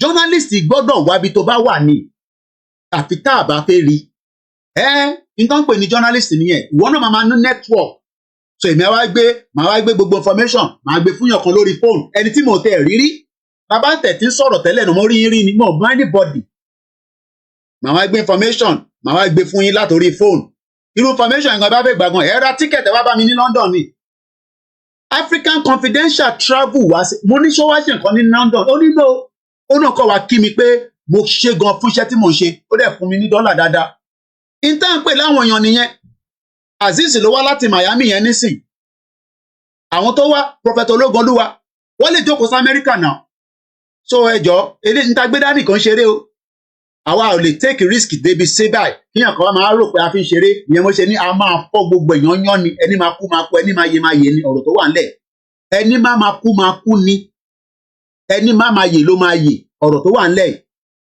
pé kò ní dìjà yẹn èmi sì sọ fún yín bá ìjà ń bọ̀ gidi ìjà gidi ń bọ̀ ìjà wotowoto gidi so ilé ń ṣeré o ẹ bá rò pé ẹ bá wá ibi tẹ́ ti ń ṣeré ẹ gbé sí Nollywood ẹ máa wo Nollywood ibi tó ti ń ṣeré pánbẹ àwọn òṣèré pa ní bíbà a serious gan ni o life and death ní kan tá gbé dání ìyẹn ló lórí burúkú Buhari nísìn ní ṣe ń bi Justin Welby ìyẹn mo ṣe mú program yìí wá because mo fẹ́ jẹ́ kí Justin Welby mọ̀ pé ó ti commit crime fáwọn ọmọ Yorùbá ó ti commit crime because ìwọ ló shield Buhari bó ṣe shield John Smith tó ń tọwọ́ bọ̀ dé àwọn ọmọ kéékèèké so yìí tẹ́ wà ní abroad tẹ́ máa ń sọ pé à ń ṣe Yorùbá nation tẹ́ bá mọ̀ pé ẹ lè fi àdúrà ràn wá lọ́wọ́ àtowó ẹ má wàá máa tún ẹ fẹ́ gba information lọ mi ti máa fún yín ní information tí bá fún yín ní information yẹn nísìn mo mọ tẹ́yìn fẹ́ fi ṣe ni ẹ rò pé mi náà mọ tí mo fẹ́ fi ṣe ni so gbogbo information la máa kó síta mo ní káwọn bá jáde kọ́ wá deny fáwọn sign amalgamation wọ́n sọ pé kéwì wá bá ẹ̀ńtọ́ kíní kan mi pẹ̀lú ẹ̀ńtọ́ organize ìyẹn dé London rí ni ibo ló mọ̀ tí London wà go jágbe okay not yet I just started 1 hour more ṣe kó jágbajàgba lẹ máa fi tí bẹ́ẹ̀ bá fi sẹ́nu gan sẹ̀f èmi gan àníyàwó mi gan ṣàìsùn màmá mi gan ṣàìsùn èmi gan ṣàìsùn bí bá tẹ̀yẹ pé máa ń sùn máa ń datọ́ àwa gan dúró àná nísà wà nínú prayer látọdún 3 la ti ń ṣe prayer yẹn every Tuesday mísẹ̀rì kò bá ìdẹ́yàn méjì bàbá mi Stephen Emmanuel wà lórí ètò pẹ̀lú mi níbí bá àwa 4 ni èèyàn kan wá kọ̀ dé ẹ fẹ́ gba information lọ́wọ́ wa náà máa gbélé yín lọ́wọ́ ni máa kàn gbélé yín lọ́wọ́ ẹ fi àfọ̀ṣẹ sẹ́nu ni I take time gbogbo ẹ̀yìn ẹ̀gbọ́n tẹ máa ń pè mí yẹn ẹni tó bá nìkan tó an African Confidential ó travel wá sí London mo ní ṣe ó nìkan tó wá ṣe ó ní nǹkan wá kí mi ni òun kàn ní kóun kí mi pé kóun dúpẹ́ fún mi fún iṣẹ́ ta gbé dání kóun dẹ̀ rí mi personally pé that's it òun ní nǹkan kan ó dẹ̀ kò dẹ̀ sọ pé ó gbé kámẹ́rà bí nǹkan kan dábàá ní ó wá gba information kan mo dẹ̀ kúkú information kan mo fẹ́ fún adẹ̀kọ̀ kíra dẹ̀ lọ ó dẹ̀ fún mi lówó dúpẹ́ fún ẹ ṣe sùúrù o Yorùbá nation yìí kò ń ṣe eré o kò ń ṣeré rárá ó ti restrict wa for so many things ẹ̀yin gbogbo yín lẹ ní life yín nísìn life tiwa nísìn àti adjusted ẹ rò pé mi náà fi máa káàkiri bí ẹṣin níwò nímọ̀ ni gbogbo yín nísìn lẹ ti ra ticket ẹnu ẹ̀ bá tẹ̀ lọ Nàìjíríà Ọlọ́run jẹ́ kí Nàìjíríà tẹ̀ ti dàrú bí bọ́dẹ̀ ní àdúrà tèmi nìyẹn níwò ẹni bàbá ń lọ náà èyí tẹ bá ṣáà ní American passport ẹ ṣáà make sure pé passport yín yẹn ẹ mú dání British passport yín Canadian passport tó bá dẹ̀ pé indefinite náà ni mo ní kẹ́ máa lọ lé o but ẹ prepare for any eventualities èmi ò sọ pé kankan máa ṣẹlẹ̀ ní December èmi ò ṣe wòlíì o tó bá dẹ̀ ti ṣẹlẹ̀ ó bá anybody náà níbi tí tá a bá wà náà ni ogun máa ń káyàn mọ́ anywhere náà ni nígbà tí tó wá bọ́ǹbù ìlú yìí ó ká èmi náà mọ́ bíbá ẹni 2005 probability wa pé ó lè jẹ́ pé èmi náà ni máa wà lára àwọn 51 yẹn Ọlọ́run ò kọ́ bẹ́ẹ̀ ni ṣèkíyàn kan máa fún wa ní fàbú pé ìbẹ̀rẹ̀ ogun la mọ̀ ìbẹ̀rẹ̀ ogun gbẹ́ jágbajàgba náà òwe jágbajàgba kálófin máa mọ̀ kálófin máa gbọ́ yẹn ẹ jẹ́ ká padà sọ́dọ̀ prolific child abuser ká tó wá lọ sọ́dọ̀ ká tó ṣe yẹn bí a máa wá open phone line tó yà lè dáhùn tó fi dá sí some of you that have intelligence bí abẹ́mi ṣe gbé kalẹ̀ yẹn bí ẹ̀yin náà ní kankan tẹ́ fi àdìmọ́ ká tó wá sọ̀rọ̀ nípa Aregbesola so ẹ jẹ́ ká padà sínú arákùnrin tó ń béèrè pé báwo lọ ṣe mọ ibi tó ń wà ọmọ àlè.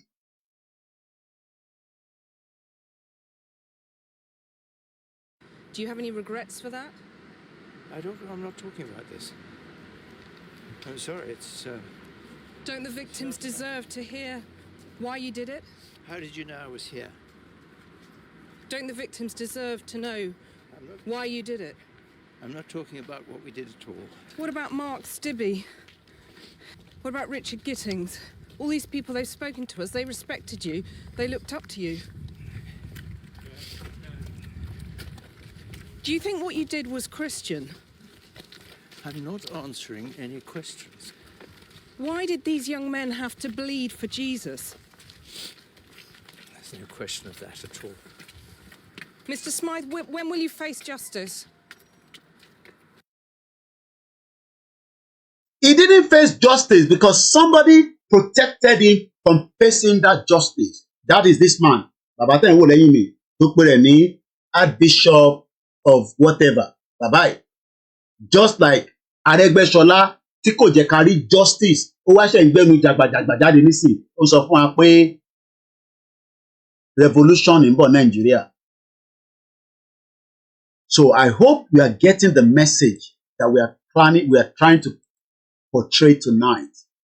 But Cherry, what he damaged, a lot of things have been damaged. A lot of lies have gone too far. Especially the lies from this country called UK. Irọ́ wọn ti pọ̀ jù. Ògbólógbò irọ́, Nigeria will be better. Nigeria will be this. Irọ́ ló wà níbẹ̀. Irọ́ bẹ́mbẹ̀bẹ́mbẹ́. Irọ́ bẹ́mbẹ̀bẹ́mbẹ́. And I don't want to go kan wá bí aka wá fídíò kan sí kákọ̀ fi gbọ́ nǹkan tí Archbishop sọ. Ṣó release audio náà àbí kí ló fi resign? Kí lọ bí a máa rí fídíò. Archbishop of Canterbury. Irọ́ ìtẹ́mi náà ń sọ àwọn ilé voice over ní èmi náà ti ṣe voice over náà pé gbọ́ ibi tó ti ń sọ. Archbishop of Canterbury. Okay, ẹ jẹ́ ká gbọ́ BBC tí BBC yẹn máa dàbí ẹ jẹ́ ká gbọ́ ti BBC ẹ kúkú like BBC. So I will now open the phone line in case you want to say something on this. Yeah, you know, ní area tẹ́fẹ́ fi gbé wọlé pé Koiki wọ̀ tẹ̀ rántí touch bíbà bẹ́ẹ̀mi ṣe wo ni mo ṣe gbé kalẹ̀. So maybe you might have something to add to it as well. Let's play this video and then I'll open the phone line. If otherwise, we move straight to Aregbesola. Nigeria Justin Welby has resigned days after he was criticised in a report over his handling of the case of a prolific child abuser associated with the church. John Smythe, who died 6 years ago, subjected around 130 boys and young men to physical, sexual and psychological attacks over decades. The Archbishop, who was made aware of the abuse in 2013, was criticised in the report for not going to the police. Today, Justin Welby said he felt a profound sense of shame that more was not done by the Church of England and that it was clear that he must take personal responsibility. Our religion editor, Aleem Makbul, reports. It was a turbulent 5 days that led to the resignation of the Archbishop of Canterbury. Last Thursday, a report landed that was heavily critical of the church and of Justin Welby in their handling of a man who abused more than 120 boys. Fairly quickly. Survivors shared their harrowing tales. I kept the beatings a secret apart to my very close family, friends. And the Prime Minister spoke about it. My thoughts are with the victims here who have obviously been failed very, very badly. The Archbishop apologised for not doing enough to stop the abuse, but for many that was insufficient. Sadly, his position's untenable, so I think he should resign. Today, the Archbishop announced he would. In a statement, the Archbishop says the Macon Review has exposed the long-maintained conspiracy of silence about the heinous abuses of John Smythe. You need to come and tell us about Buhari as well. This one that you are talking is just for the prolific John Smith that you defended and protected. You need to come and also explain to us what you know about Buhari.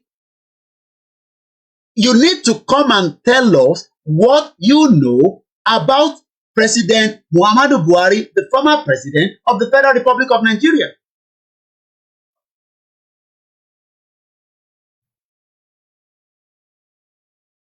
Mo kí gbogbo alẹ́ nǹkan sí i.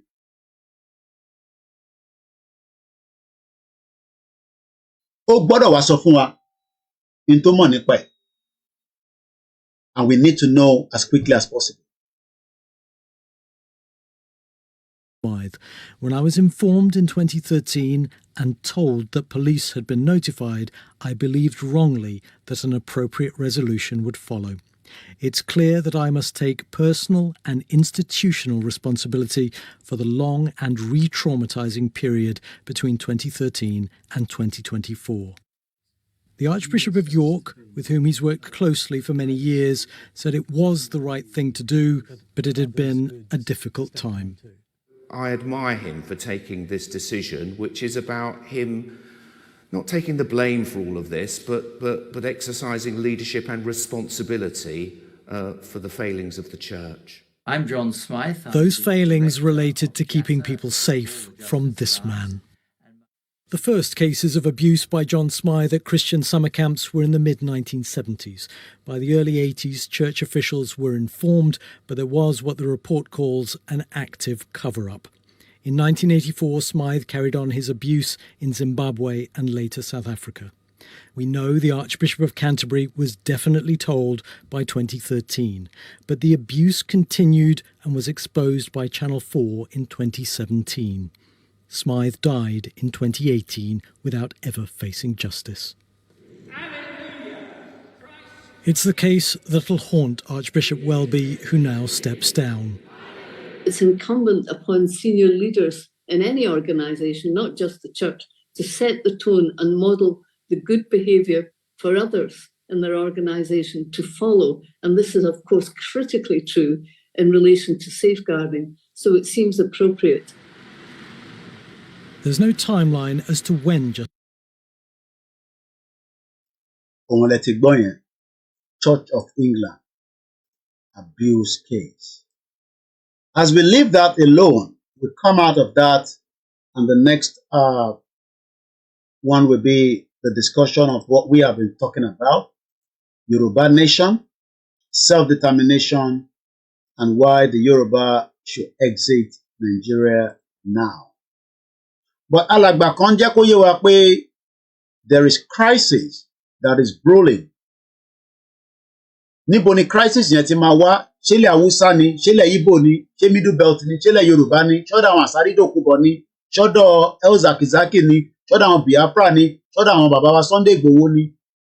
Níbo lẹ̀yin rò pé gbogbo crisis tó fẹ́ erupt ní Nàìjíríà? Níbo lẹ̀yin rò pé ó ti máa jáde? It's a question I'm just asking. Níbo lẹ̀yin rò pé crisis yẹn ti máa erupt? A ti gbọ́ nípa ti Archbishop, ẹ jẹ́ ká fi yẹn sílẹ̀ nísìnyí, so that we can move swiftly because of our time. All the crisis that is about to start, níbo lẹ̀yin rò pé ó ti máa ṣẹlẹ̀? And when likely is all this going to happen? Because as things stand right now, many people are just only sitting behind and waiting. We talked about this in the afternoon, but program was Archbishop Omoko Adi Elemo just to complete it because I was kind of in a rush.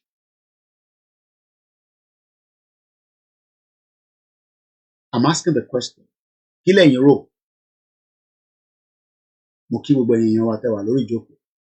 The line is +44 74 044 05917. Aregbesola ń sọ fún wa pé ká lọ máa múra sílẹ̀ o nítorí wàhálà tó ń bọ̀. Mo kí ènìyàn wa a lè máa kí yín nísìn bí ẹ ti ṣe ń wọlé ní méjì mẹ́ta. What do you think? Láti ọdún mẹ́rin la ti ń wọ́n àwọn governors wa, àwọn ex-governors, àwọn ex-politicians lórí ọ̀rọ̀ yìí, bó ṣe ni wọ́n bá wa dá sí. Ẹ jẹ́ ká lọ sọ́dọ̀ kọ́là wa tó ń bọ̀ ká gbọ́ láti ọ̀dọ̀ wọn. Hello kọ́là. Hello sir. Ẹ kúrọ̀lẹ́ sà. Ẹ káalẹ́. Ẹ kúrọ̀lẹ́, ẹ káalẹ́ lọ́dọ̀ yín. Ẹ káàbọ̀ sórí ètò yìí. The problem is coming from every angle in Nigeria. Níbi tí ọ̀rọ̀ dé, ibi tí wàhálà yẹn máa tó dé.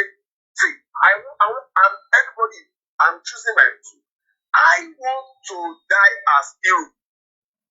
Cherry, everybody was just sitting down to take steps. So it's coming from all over angle in Nigeria. We have gold, we have uranium, we have columbite, we have everything that can make this country better. And we became a game in 275. Could it have anybody? Okay. Everyone was I'm going, sir. Anybody to make it draw this out.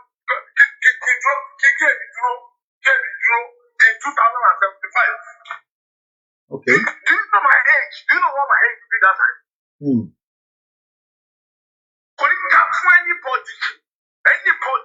selfish mi ò ayé mi wọ́n máa bàjẹ́. Àmín. Gbogbo ẹgbẹ́ méjèèjì ló ti fọwọ́ fine. I am a Christian, I go to church. If my pastor tó bá sọ bẹ́ẹ̀ fún ẹsẹ̀kẹsẹ̀ ní máa dìde, ayé ò dá. See, the thing is coming. Which I shall go to the back election. These people are controlling the mind of everybody. They are keeping quiet. Ìgbà tí wọ́n sọ wípé nígbà tí wọ́n ní pé everybody máa lọ church mọ́. One of them stood up. One of them stand up. But they came out and stopped. But for the life of the people, for the humanity, give it to criticism. Only love your neighbor as yourself.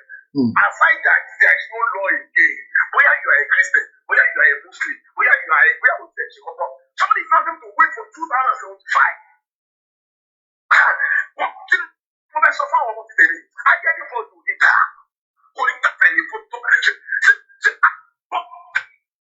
Never worry. Again, me, I don't know you. I don't know you. No. I'm going to die as you. I'm not going to die as a common man. Let me take it in. We have everything. I want battle. Want everything. Want a vessel. Want you know what happened last week? I was crying. One day week. One week. Goodbye. 1 week. One day leave. One black egg all of people. One day there with the active for you. Ever when they count 80. Security hotel. Don't they begin late? That's the day I called you. Morati, yeah. One day when I did the express with the school, one day I did ever last week Friday. I did the video. Express. And you are saying to us, we should wait till 75. But our British is back. Wọ́n gbádùn ẹ̀ brọ́dà mi o, wọ́n gbádùn gidi ni o, wọ́n gbádùn gidi ni o, mo ṣeré o, àwọn ọmọ British ń gbádùn bí ṣe bá ń sọ̀rọ̀ báyìí nísìnyí, wọ́n ń travel káàkiri ni o, wọ́n ní restriction o, wọ́n gbádùn o, wọ́n ṣiṣẹ́ o, wọ́n gbádùn o, bẹ́ẹ̀ ni o, ẹ máa kẹ́ni kankan sọ fún yín pé àwọn ọmọ kan wà nílùú ẹ̀wọ̀n gbádùn o, anybody tó bá jẹ́ British citizen wọ́n gbádùn o, so ká mọ ta fẹ́ ṣe o, ẹ̀rí pé mi náà ti dìde báyìí nísìnyí, ọ̀rọ̀ yẹn gbàdúró díẹ̀ mo ṣe dìde pé akọ̀tún dúró díẹ̀. Ìbọn náà láti rí tí Archbishop nísìnyí tó ti jẹ́wọ́ nísìnyí pé bó ṣe ń lọ.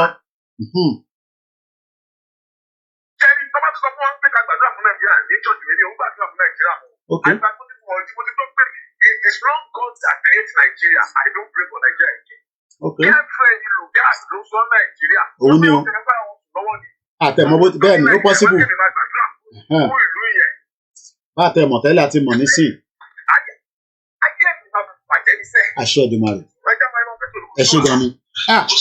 Ara ti kan brọ́dà yìí o. Ṣé bẹ́ẹ̀ lára ṣe kàn yín náà? Àsìkò tẹ́rí kò ń ṣe tá a bá parí program lẹ́ máa wá pè wá. Àsìkò tá a bá wà live báyìí, òun ni kẹ́ pè wá. Ká gbọ́n tẹ́yìn náà fẹ́ sọ, kẹ́yìn náà bá wa dá sí. Torí ọdún 4 la ti wà lórí ìrìn àjò yìí. Kódà àwọn kan ní wọ́n ti compromise ẹ̀, àwọn kan ní kò serious, àwọn kan ní irọ́ ló ń pa, àwọn kan ní kò tẹ̀ sí any plan. But intẹ́ ìdàrú kẹ́ tó mú plan ẹ̀ jáde, àwọn kan tẹ̀ náà wọ́n ti gba tiwọn. Èmi ò mọ bí wọ́n ṣe ń gbà mí kan tí ìjọba mi dẹ̀ ṣe ń rán ẹ̀, èmi ò rí yẹn rí láyé. At least àwa náà 40 something ni wá à ń ṣọmọ kékeré mọ́. But intẹ́ sọ ni pé báwo ni a ṣe fẹ́ púṣì ọ̀rọ̀ tó kù sí ibi tí a fẹ́ kó dé. Eléyìí ń sọ̀rọ̀ Koiki nìkan. Èmi ti jẹ́ ká mọ stand gbogbo wa, but àwọn kan ní stand yẹn ká sì fi sẹ́gbẹ̀ẹ́ báyìí. Ọbásanjọ́ sọ ó ní you gotta push them. Ṣé orí social media láti máa push àwọn tá à ń sọ yìí? Àwa ní ìwọ náà máa bọ̀ ń lè. Mo ní àti wálé kọ́ ni problem tàwa, àwa máa wálé. Kò ń ṣe gbogbo diaspora ló máa wálé. Tinubu ò ní fún yín ní Yorùbá nation, kò dẹ̀ ní support ẹ̀, kò ní endorse ẹ̀. Irọ́ tó máa pa káàkiri òun ló tilẹ̀ ti rí yẹn tó ń lọ káàkiri bí ẹṣin oníwò nímọ̀. And the time is not there. TikTok àwọn olóṣèlú ti ń plan 2027. Kí làwọn fẹ́ ṣe to make sure that ọ̀rọ̀ 2027 kan ló wà nílẹ̀ mọ́ nísìn. Ẹ dá sọ̀rọ̀ yìí kájọ gbé yẹ̀wò. Ẹ má bẹ̀rù, kò sẹ́ni tó máa kúnú wa, gbogbo wa máa survive ẹ̀. Ẹni tó bá dẹ̀ kú à máa rántí ẹ̀. Àìmọye àwọn Americans tó ti kú tó ń rántí táwọn family wọn tẹ̀ mọ̀ pé èèyàn kú fún wọn tó dẹ̀ ń gbádùn. ẹ jẹ́ ká jọ gbé ọ̀rọ̀ yìí ká jọ gbé yẹ̀wò. Ẹ ló kọ́là ẹ bá gbé sókè. Àwa ni ẹ sà. Àmín Jésù Kristi.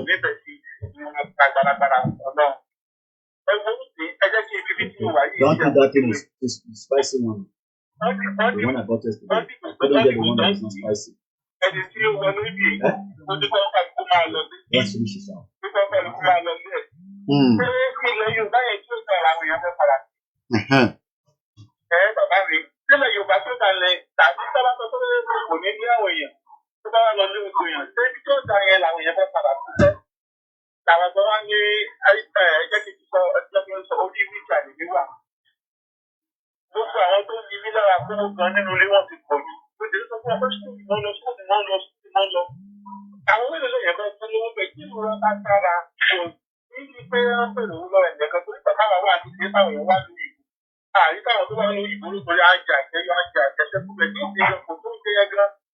Kò enough bẹ́ẹ̀ ni.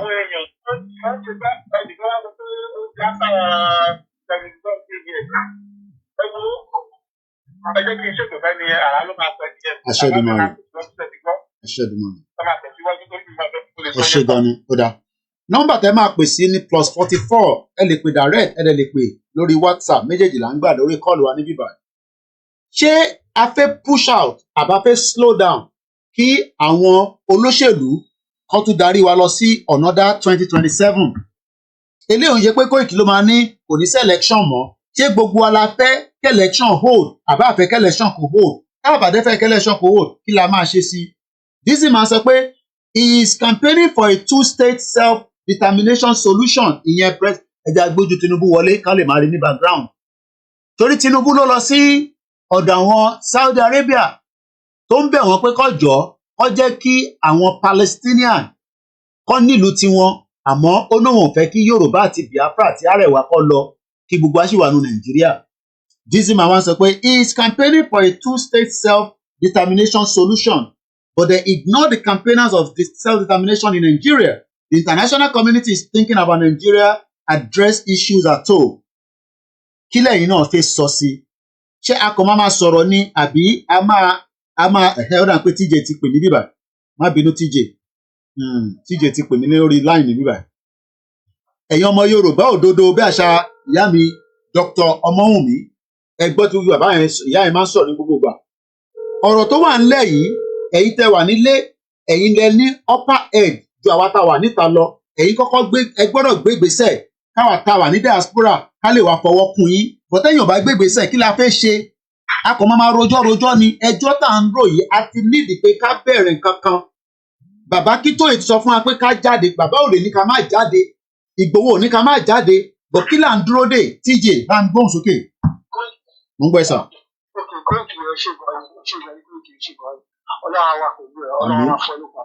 Àmín Jésù Kristi. Àwọn alálẹ̀ àmàdéjì ọ̀hún jẹ́ ìlú gan ni. Ọ̀rọ̀ tó mi bẹ́lẹ̀ ní orí jẹ́ kí n pè. Ó ní Arẹ́gbẹ́ṣọlá sọ̀rọ̀. Kí ni Arẹ́gbẹ́ṣọlá sọ? Ṣé fídíò mi àbí ọdún ẹgbẹ́ àṣẹ ẹ̀sìn nítorí àwọn ọmọ Arẹ́gbẹ́ tó tó di gómìnà tó tó di kọmíṣánná lẹ́kọ̀ọ́. First commissioner in 1999 in Lagos State. Ojú tèmi ni àdúgbò tèmi ni Arẹ́gbẹ́ṣọlá kú fẹsẹ̀ rìn kiri. Àdúgbò tèmi ẹ sọ fún Arẹ́gbẹ́ṣọlá ilé tó kọ́ sí Babalọlá street Amadana street. Tí màmá kan lè mú ìlú mọ́ ti yẹn. Ẹ sọ loud and clear ni mo sọ yẹn. Ilé iṣẹ́ máa lè loud and clear ni ẹ̀kọ́ ti sọ pé ìjọ kan story sílẹ̀. Tí ìrìn Yorùbá bá ṣe tán, tá a bá gbèrò gidi, tá a bá rẹ̀ láti ra ìwé ìkara wa, àgàgà ọ̀dọ́ ọ̀sìn, a máa rẹ̀ láti kọ story mi sílẹ̀. Tó tá a bá máa wí, a máa ní àwọn ancestor wa, wọ́n ṣe nǹkan bẹ̀rẹ̀. Ṣé nǹkan bẹ̀rẹ̀ la fẹ́ ṣe sílẹ̀? Akọ́nà máa yí ọmọ oníṣẹ́ ìgbó is a great hero. Ọ̀gá is a great hero. Many of them like that. Great hero la fẹ́ mú sílẹ̀. The life that we are living, we are going to pass it back to our own generation. That our generation of the past is still power. That our separation go, they are hero, they are this, they are that. But you don't want to do that. You don't want to put them away. You honor them that they are hero. But what are you going to leave behind for the next generation coming behind? So they are definitely Yorùbá sílẹ̀ nìyẹn. Tẹ́tí, you have said it before. Ẹni tí Yorùbá mọ̀ kó lọ sọ, ẹni tí Yorùbá mọ̀ kó lọ mọ̀. Tinubu ìjà fún everybody nílẹ̀ Yorùbá ara tiẹ̀ ló ń jà fún. Arẹ́gbẹ́ṣọlá tó sọ̀rọ̀ ó sì ṣùgbọ́n Arẹ́gbẹ́ṣọlá àti Tinubu ṣùgbọ́n bẹ̀rẹ̀ ẹ̀yìn. Bẹ́ẹ̀ni 5 and 6 ni wọ́n.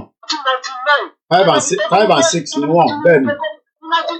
Ní 1999 Arẹ́gbẹ́ṣọlá Ràúfù Arẹ́gbẹ́ṣọlá òun àti Tinubu wọn níwọ̀de ni wọ́n ládùúgbò mi. Wọ́n sọ bẹ́ẹ̀. Ilé tí Arẹ́gbẹ́ṣọlá tó kọ́ sáà níwọ̀n ṣọ̀rọ̀ wà bẹ́ẹ̀ náà. Ilé tí Arẹ́gbẹ́ṣọlá tó kọ́ sí Fatai Street Ògúnlànà ní Ẹgbẹ́dá Akọ̀wọ̀dé wà bẹ́ẹ̀ náà. A máa dáná sun ilé yẹn ni. Underground kò ní ilé yẹn kò tún gbé ní ilé yẹn ọ̀tún náà. Ilé tí Arẹ́gbẹ́ṣọlá kọ́ sílẹ̀ kò gbé ní ilé yẹn. Àwọn àbókí ló ń ṣe ilé yẹn. A máa dáná sun ilé yẹn gbẹgbẹ ní oṣù sọ. A máa dáná sun ilé yẹn ni. So ọ̀rọ̀ tó wà lẹ́yìn tẹ́tí rí ọ̀rọ̀ tó wà lẹ́yìn tí àwa ọ̀dọ́ Yorùbá bá ti ṣetán láti ra ìwé ìtara wa a máa jà ẹjọ́ máa kú ẹjọ́ wa máa kú ó máa sọ ìtàn àwọn tó kú tó ní wọ́n jà fáwọn ni wọ́n lè sọ ìlú ìbàjẹ́ láti tó ń ta wà yẹn. Àti ìṣetán yẹn a bá ṣetán àwọn tó wà ní ìgbà yóò tí ì tó tó bá ga sínú àwa tá a máa ń ta àwa kò tó gbọ́dọ̀ máa wálé oṣù tó yẹ lọ́wọ́ àwọn kọ̀ọ̀kan máa wálé. Àwọn tó gbogbo yẹn máa wálé àwọn kọ̀ọ̀kan máa wálé. Ọgbà ọ̀kọ̀ọ̀kan lè fi máa wálé tó máa dìbò bẹ́ẹ̀ ni màmá náà wò ní ìgbéga tó láyé ìgbé ìdílé ń tà nìyẹn. Bẹ́ẹ̀ ni màmá náà wò tó gbé yes they are coming there for their own benefit. Ó ti bàjẹ́ kọjá pé ká má dàrú rẹ̀. Kò sí ní ẹ̀rọ ní sẹ́kìrì ẹ̀kọ́ ń ṣe eré ní sẹ́kìrì ẹ̀rọ bá ti ṣe. Like I'm in Yoruba and I believe majority of us a máa ń sọ Yorùbá left behind with our action. Táwọn máa sọ Amẹ́ríkà ní sùúrù Jésù fẹ́ gbé bẹ́ẹ̀ yáyé ò tí ì tó. Tí àyẹ̀ bá tó ní ó rẹ dátà ní pínípín tó fẹ́ pèsè orí program ní ó jẹun ìgbà ilẹ̀ máa ń mọ̀ pé bí ẹ fẹ́ lọ pọ̀ ẹni tó wà lẹ́gbẹ̀ẹ́ ní eyín bẹ́ẹ̀ pé lọ́wọ́ rẹ̀ bí ẹ fẹ́ lọ kọlẹ̀ kó láti gbà tó wọ́n lọ́wọ́ ẹ̀. A ní láti gbà lọ́wọ́ ẹni tó ń fẹ́ tí ò ní ààbẹ̀ tí ìṣètò láti gbà kó wà ipò kó tó bá gbà tó wà ipò ìlú ìlú tó wà yìí Amẹ́ríkà mi wà yìí kò sí ìkọ̀kọ̀ tó gbẹ́nu gbẹ́nu gbẹ́nu we are all equal to ourselves. I can feed myself you feed yourself because ó gbé kó wá pé ní ẹgbẹ́ ẹni tó máa jẹ the provided job we have to work. We have to enable ourselves to earn money. When we earn that money, we can be able to do whatever we want. Even whatever we want, so that's my son to do. So to get away, we will go. When you come out one night, we are not going to go. We are sure far. And the manifestation machine, we have to change our idea, especially the Yoruba people. We need to change our idea. We need to change our idea. Our Yoruba people must change. Our YouTube, we shall have to do. Tí ẹ bá tó ẹ máa bọ́ síta. Mi ò sọ jù bẹ́ẹ̀ lọ. Thank you, my brother. Tíjẹ ní tí àyẹn bá tó a máa fọ́n sí gbòòrò àwọn èèyàn fẹ́ fọ́n sí gbòòrò wọ́n ń dúró kí olóyè Ìgbòho wá bá wọn fọ́n sí gbòòrò náà à ń dúró kí ọmọ Adéyẹmọ jáde nígbà tọmọ Adéyẹmọ ní òun ò kì í ṣe àwọn kan tí wọ́n ní ìjà ọmọ Yorùbá ò ṣe é jà òun náà òun fẹ́ jàjà fọmọ Yorùbá àmọ́ àwa gan gbọ́dọ̀ gbé ìgbésẹ̀ a gbọ́dọ̀ ṣípá ẹ má jẹ́ ká kọ̀ jókòó ká máa wá sínú program gbogbo program Yorùbá Wuyì Bàbá Èkìtì nǹkan kan àní ká jọ ṣípá ẹ má ẹ ká dúró de Biafra ní December 2nd a lè ṣípá lọ́la a lè ṣípá lọ́túnla kódà a lè ṣípá lóru èní kí lè bá máa fi mọ́ kọ́gbọ́ gbàs kọ́gbọ́ gbòs kẹwàá wò bí àwa kan máa dìde àbá ní dìde kò nígbà tá a ṣe bẹ́ẹ̀ ṣe lọ mú gbogbo abígbà fẹ́ pé nǹkan kan ṣe wá ẹ bá ń gbóhùn sókè èyí tẹ́ wà lórí Twitter space mo ń bọ̀ lọ́dọ̀ yín ẹ gbóhùn sókè alàgbà wa tó ń pè wá. Hello, the white lion bá mi Àgbàlagbóyè. Okay o báwa àwọn náà kí. Hello sir. ẹ mute background yẹn ká lè gbọ́ yín lórí fóònù nìkan ẹ mute tẹ́ fi ń gbọ́ mi ní background. Hello. ẹ máa sọ̀rọ̀ à ń gbọ́ yín sẹ́ẹ̀. Ẹ ṣé mo dúpẹ́ o akin a máa tún ṣe o. ẹ ṣé Èdùmàrè. Kò dẹ̀ ní rẹ̀yìn lágbára Ọlọ́run. Ìkànnì àwọn ọmọ yẹn láti kìnìún olólà ni sà. à ń gbọ́ yín sà mo mẹ́tọ́ pè bẹ́ẹ̀ ni. Ẹ dákun ẹ mọ bẹ́ẹ̀ ṣe máa jẹ́ kí nẹ́tíwọ́ọ̀kù wa kó padà sí bó ṣe wà tẹ́lẹ̀ tó ǹké ṣe anything sà. Ó yẹ kí ọ̀rọ̀ mi kó ti dé ẹ bá wa dá padà. Ó wà so that a lè ríra wa pé ẹjọ́ tó lọ gbogbo àwọn elders yẹn bá wa connect wọn. Ẹ ti gbọ́ ẹjọ́ ó ṣe pàtàkì àmọ́ àti sí gan báyìí ni ká ti máa múra kalẹ̀ ojú iná dẹ̀ là ń wò Ọlọ́run á dẹ̀ fún yín ṣe. Àdẹ̀ nídò nígbàgbára Ọlọ́run bẹ́ẹ̀ bá ti ń dúró bàbá náà máa dúró ní sà. Thank you so much. Okay, ọ̀nà àlàyé gan wo program lọ́wọ́ live náà ọ̀nà máa ń wò ní recorded. Mo kí gbogbo ọmọ Yorùbá ní àsìkò táwa yìí àsìkò pé kó wá sọ tẹnu ẹ torí pé a ti sọ̀rọ̀ fáwọn èèyàn wa a ti mọ tó yẹ ká ṣe kí ló kù sí December tí ń lọ díẹ̀díẹ̀ báyìí àwọn olóṣèlú náà máa ti ń prepare for 2027 kí la máa ṣe òun lọ̀rọ̀ tó wà nílẹ̀ ẹgbọ́n sókè alàgbà wa tó ń pè. Ẹ kú ètò ẹ pẹ̀lẹ́ sà ẹ kú program ọlá máa wà pẹ̀lú yín sà. Ẹ wo ṣe rí lórí ọ̀rọ̀ yìí honestly actions speak louder than voice. Anything below action kò sí ọ̀nà. Bá ní láti show action. Tẹ̀lé àwọn kan wà Nàìjíríà tó ti sọ Yorùbá nation wọ́n ti sọ the script.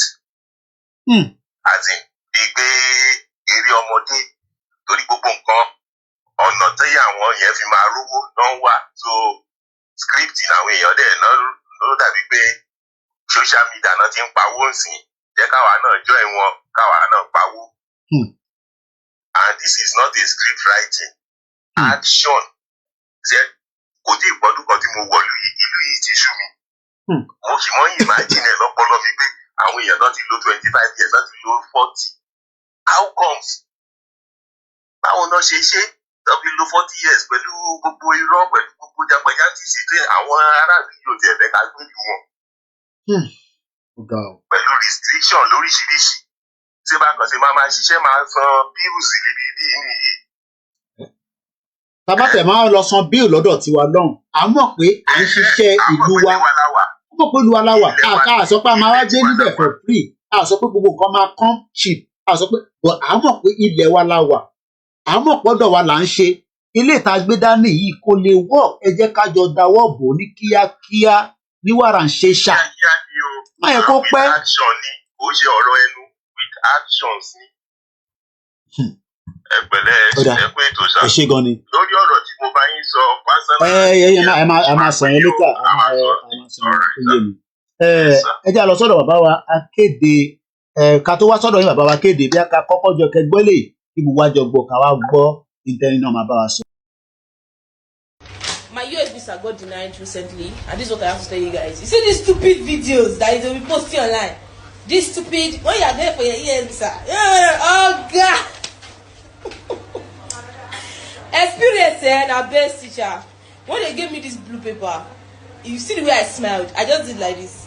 I cried later, but I mean, recently got denied. I just want to tell you, US Embassy, it's shiri. Pẹ̀lú gbogbo millions tẹ́ gbà, it's shiri. Una dey mad. Shey we not supposed to reform. I swear. This is how I feel right now.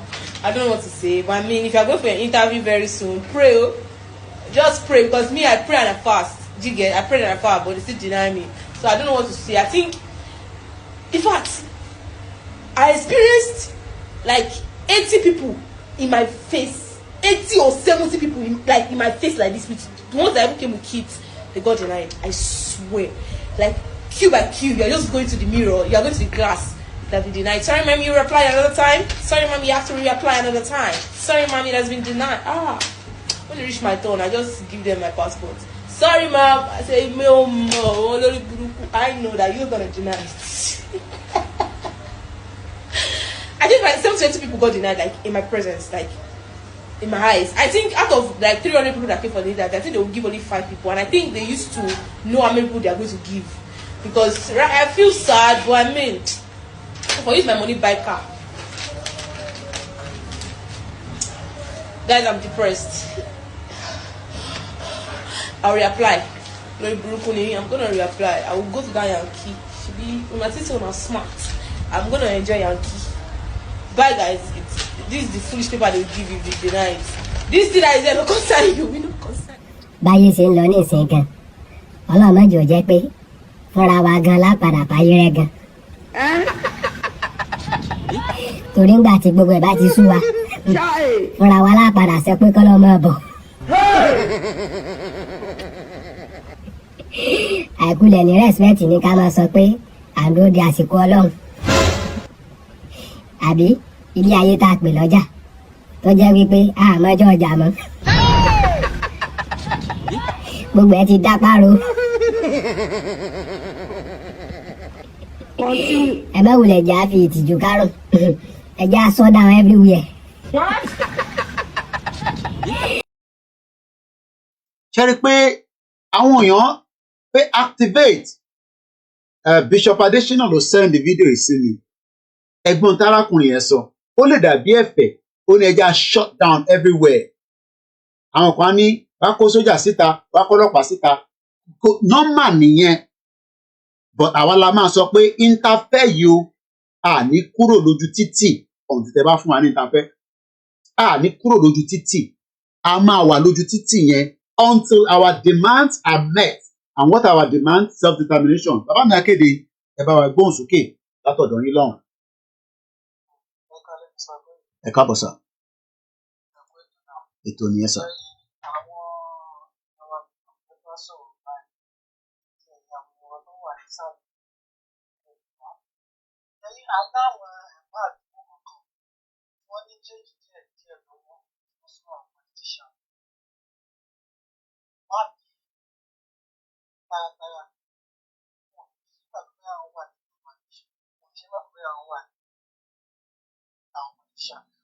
Àwọn kan rẹ́dì láti dáàbò àwọn náà máa sọ fún wọn pé ọlọ́pàá máa jáde lẹ́yìn tí ìjọba fẹ́ káwọn ìwà pọ̀ lábẹ́ ọmọ tó bá rí pé lọ́wọ́ lẹ́yìn ẹ̀yìn ara ni wọ́n sọ̀rọ̀ wá tá a wà níta ilé ìta ọmọ tó kàtà ẹ bá ní ìwẹ̀ ẹ bá ní ìwẹ̀ ìyẹn àti bàbá yìí ká ṣe parí. láì báwa lè níta níbi ẹ bá ní ìwẹ̀ ìyẹn àti bàbá yìí ká ṣe parí. ẹ̀yin kẹ́ gbéra kẹ́ ṣe nǹkan tó tọ́ dáadáa ìjà òun lápò òjòjò àníbọ̀dì alẹ́ ní ká fẹ̀yìntì alẹ́ ní ká gbọ́kàn. make something happen. kẹ wá wò pé àwọn èèyàn máa wálé ní àwọn èèyàn wálé. ṣé rí gbogbo àwọn tẹ́lí tó ń jáde nísìnyí èmi Fáṣọlá ni àti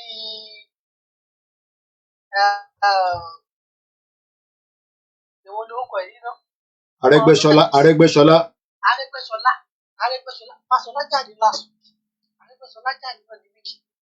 all these people àwọn ni wọ́n ti bayé jẹ́ tẹ́lẹ̀ ọ̀wọ̀ wo ló tún wà lẹ́nu wọn tó tún fẹ́ sọ fún wa ọmọ Yorùbá. we just have to make something kí wọ́n wò pé àwọn èèyàn máa wá sílé. bẹ́ẹ̀ ni respect àwa tó yìí. sí ṣẹ́rí òótọ́ ọ̀rọ̀ kò ní ká má sọ̀rọ̀ ànífẹ̀ẹ́ wa we are ready to die for Yorùbá nation. or ẹ̀ ní respect wa pé ká máa bọ̀ wá ká wá dá wàhálà lẹ̀ no ẹ̀yin lára ni ẹ̀yin lè máa dálẹ̀ kó wá máa wò pé a máa wá dàbà tó wálé. alẹ́ ta gbógilé tí wàhálà bá ṣẹlẹ̀ we have a body that will stand for us. ẹ̀yin jẹ́ kó ṣẹlẹ̀ fún nígbà tí ẹ̀yin tẹ wà lé táwa wà níta tá à ń parí. báwo lẹ ṣe fẹ́ jẹ́ kí àwọn international community rí pé ìyá ń jẹ yín tẹ̀ bá dìde. it won't work. possible. ẹ̀yin lára ni ẹ̀yin ló yẹ kẹ́ pariwo káwọn náà gbà ń pè síta tó yìí táláwà àti pé jáde síta but ilé gangan níṣẹ́ yẹn wà. Mr. Koiki ń sọ̀rọ̀ yìí lójoojúmọ́ in a good way in everything kí lè tún fẹ́ kí wọ́n kí lè tún fẹ́ understand. kí lè tún fẹ́ understand just one trigger ẹ wò gán tó fẹ́ ṣẹlẹ̀. Lámi tí o bá sí nǹkan tó ṣẹlẹ̀ dẹ́ ní ìdí fún gbogbo kí ló sì wọ́n di ìta. Some of us we are close ẹ̀yẹ kò jẹ́ kó ṣẹlẹ̀ kí wọ́n wà tó bá wọlé. Just let it happen. The politics Mr. Koiki election Ondo State the just this Saturday ẹ máa wo táwọn ọ̀gá tó máa ṣe. a máa ti gba búrẹ́dì àtàkàrà a máa lọ vote. ẹ máa lọ vote. ẹ máa wo táwọn ọ̀gá máa ṣe just ṣe ọ̀dẹ̀ a lọ vote tó bá dẹ̀ ti gba àkàrà yẹn tó ti jẹ́ tán wá máa wá diaspora tó máa sanwó owó ìkómọ tó máa ra this tó máa ra that níjọ́ la máa ṣe gbòòrò. ṣé ó ṣe yẹ kí anything tó bá ti ṣẹlẹ̀ tó bá jọjọ́ náà lẹ́jọ́ kó ṣẹlẹ̀ báwo ló fẹ́ ṣẹlẹ̀. ṣé ìgbà tí ìyá àgbà máa ń sọ àgbẹ̀ tí wọ́n láìpẹ́ máa ta ìṣe. a fẹ́ fi hàn ṣe excuse me and we don't need that. I need the Biafra láti fi ṣe excuse. I need the Biafra láti fi ṣe excuse. We have to do what we need to do and we have to do it now, not tomorrow. It's got to be done now.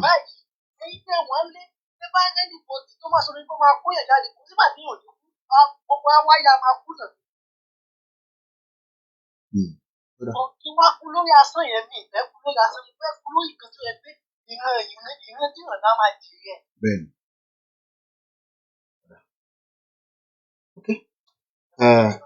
Ibi tá a máa mú ètò yìí wá òun náà ni a ti dé yìí torí pé kò ń ṣètò tó máa lọ gírígírí kan.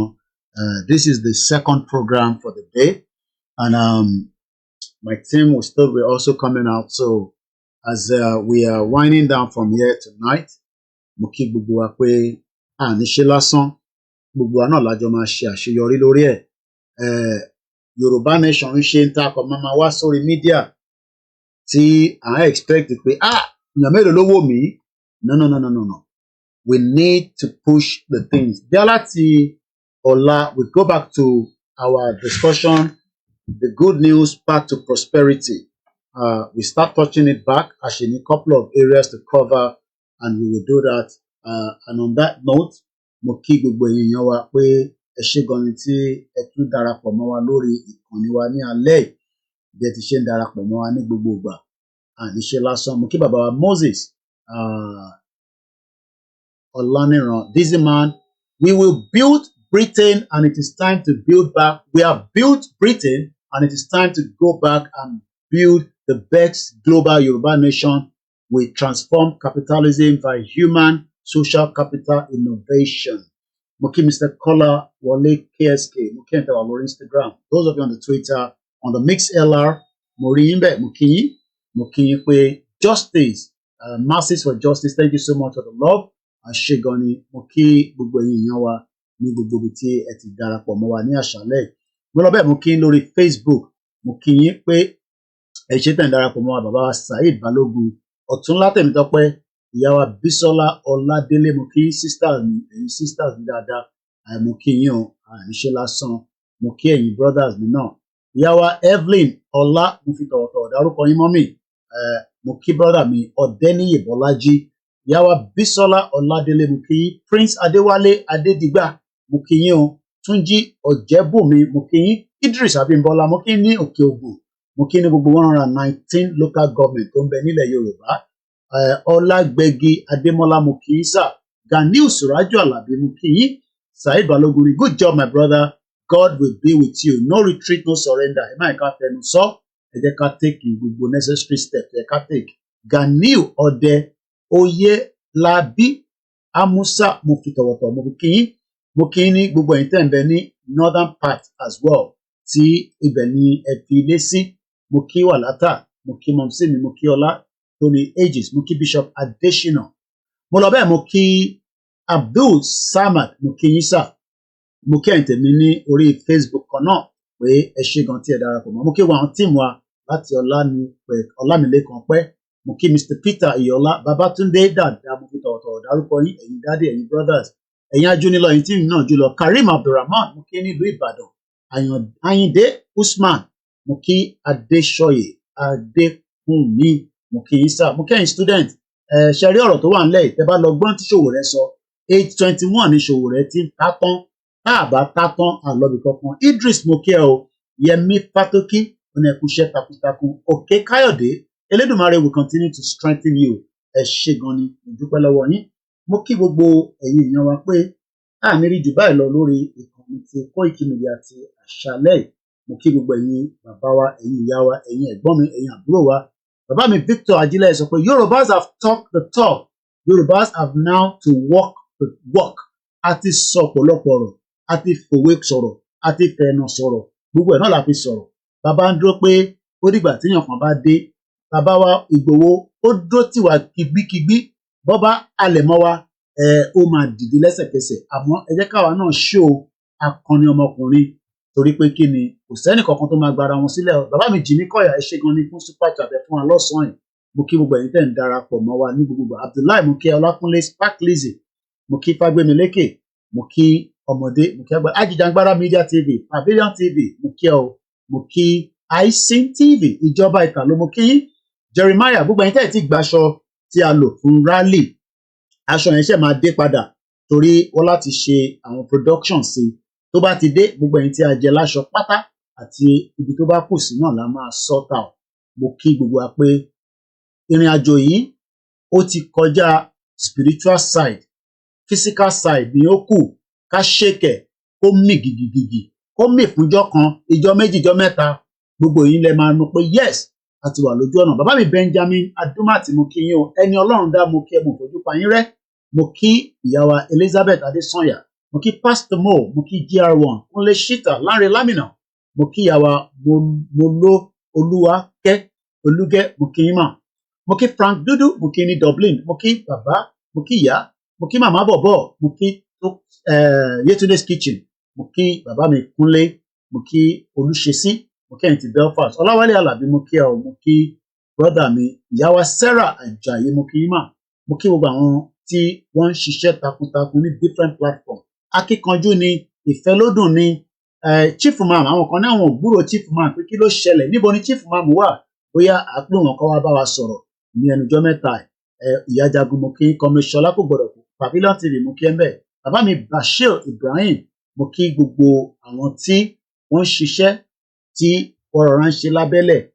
everybody has a role to play role kan lèmi ń play triple DRS mo kí ẹ o and on that note this is how far we can go tonight so that we can have early night away ó dẹ̀ tún di ọ̀la lágbára Ọlọ́run but I'm sure more will be coming on the Koikimedia network and different platforms Yoruba World Media náà máa jáde later mo kí gbogbo wa pé ẹ má jẹ́ ká sùn àsùnpara kò sẹ́nì kankan tó fi jẹ́ kí a free àwa la máa gbára wa sílẹ̀ Boko Haram olórí burúkú òun àti Justin Welby àwọn ọmọ ibi tí wọ́n jọ dì sí gbogbo bí tẹ bá dì sí àṣírí yín máa tú ó rán ayọ̀ lá máa sùn good night God bless us Ismaila Michael Mokinyo if I didn't mention your name don't take it personal ó kò jẹ́ pé bí àárín yín ni o we will move out of Nigeria but we need to be out on the street to defend the territory wọ́n máa yìnbọn wọ́n máa ṣe tear gas kò sọgbọ́n ẹ̀ but àwa la máa ní ànígbà and what we are saying is that tábà máa jáde kò ṣe pé ọjọ́ ta la máa lọ every part of Yoruba land níbi tẹ́ bá wà láti máa jáde tábà lọ sọ́jọ́ ta wàá àtàkì wa mọ́bẹ̀ tábà lọ sẹ́jú kan wàá àtàkì wa everywhere nílẹ̀ Yorùbá and it starts spontaneously àwọn kan lè bẹ̀rẹ̀ tẹ́ bá dikọ́ ti bẹ̀rẹ̀ ẹ̀yin náà bẹ̀rẹ̀ and before you know things will start working itself oran alamasun brother mi Yemi Fatoke ìyá mi Comfort Ológunjà and the rest of you ìyá wa ẹ̀yin bàbá mi good night God bless us God bless Yoruba nation God bless Baba Akintoye God bless Igboho God bless all our leaders we love you but if we do nothing is going to happen Mukel Aziz Badeshere easy.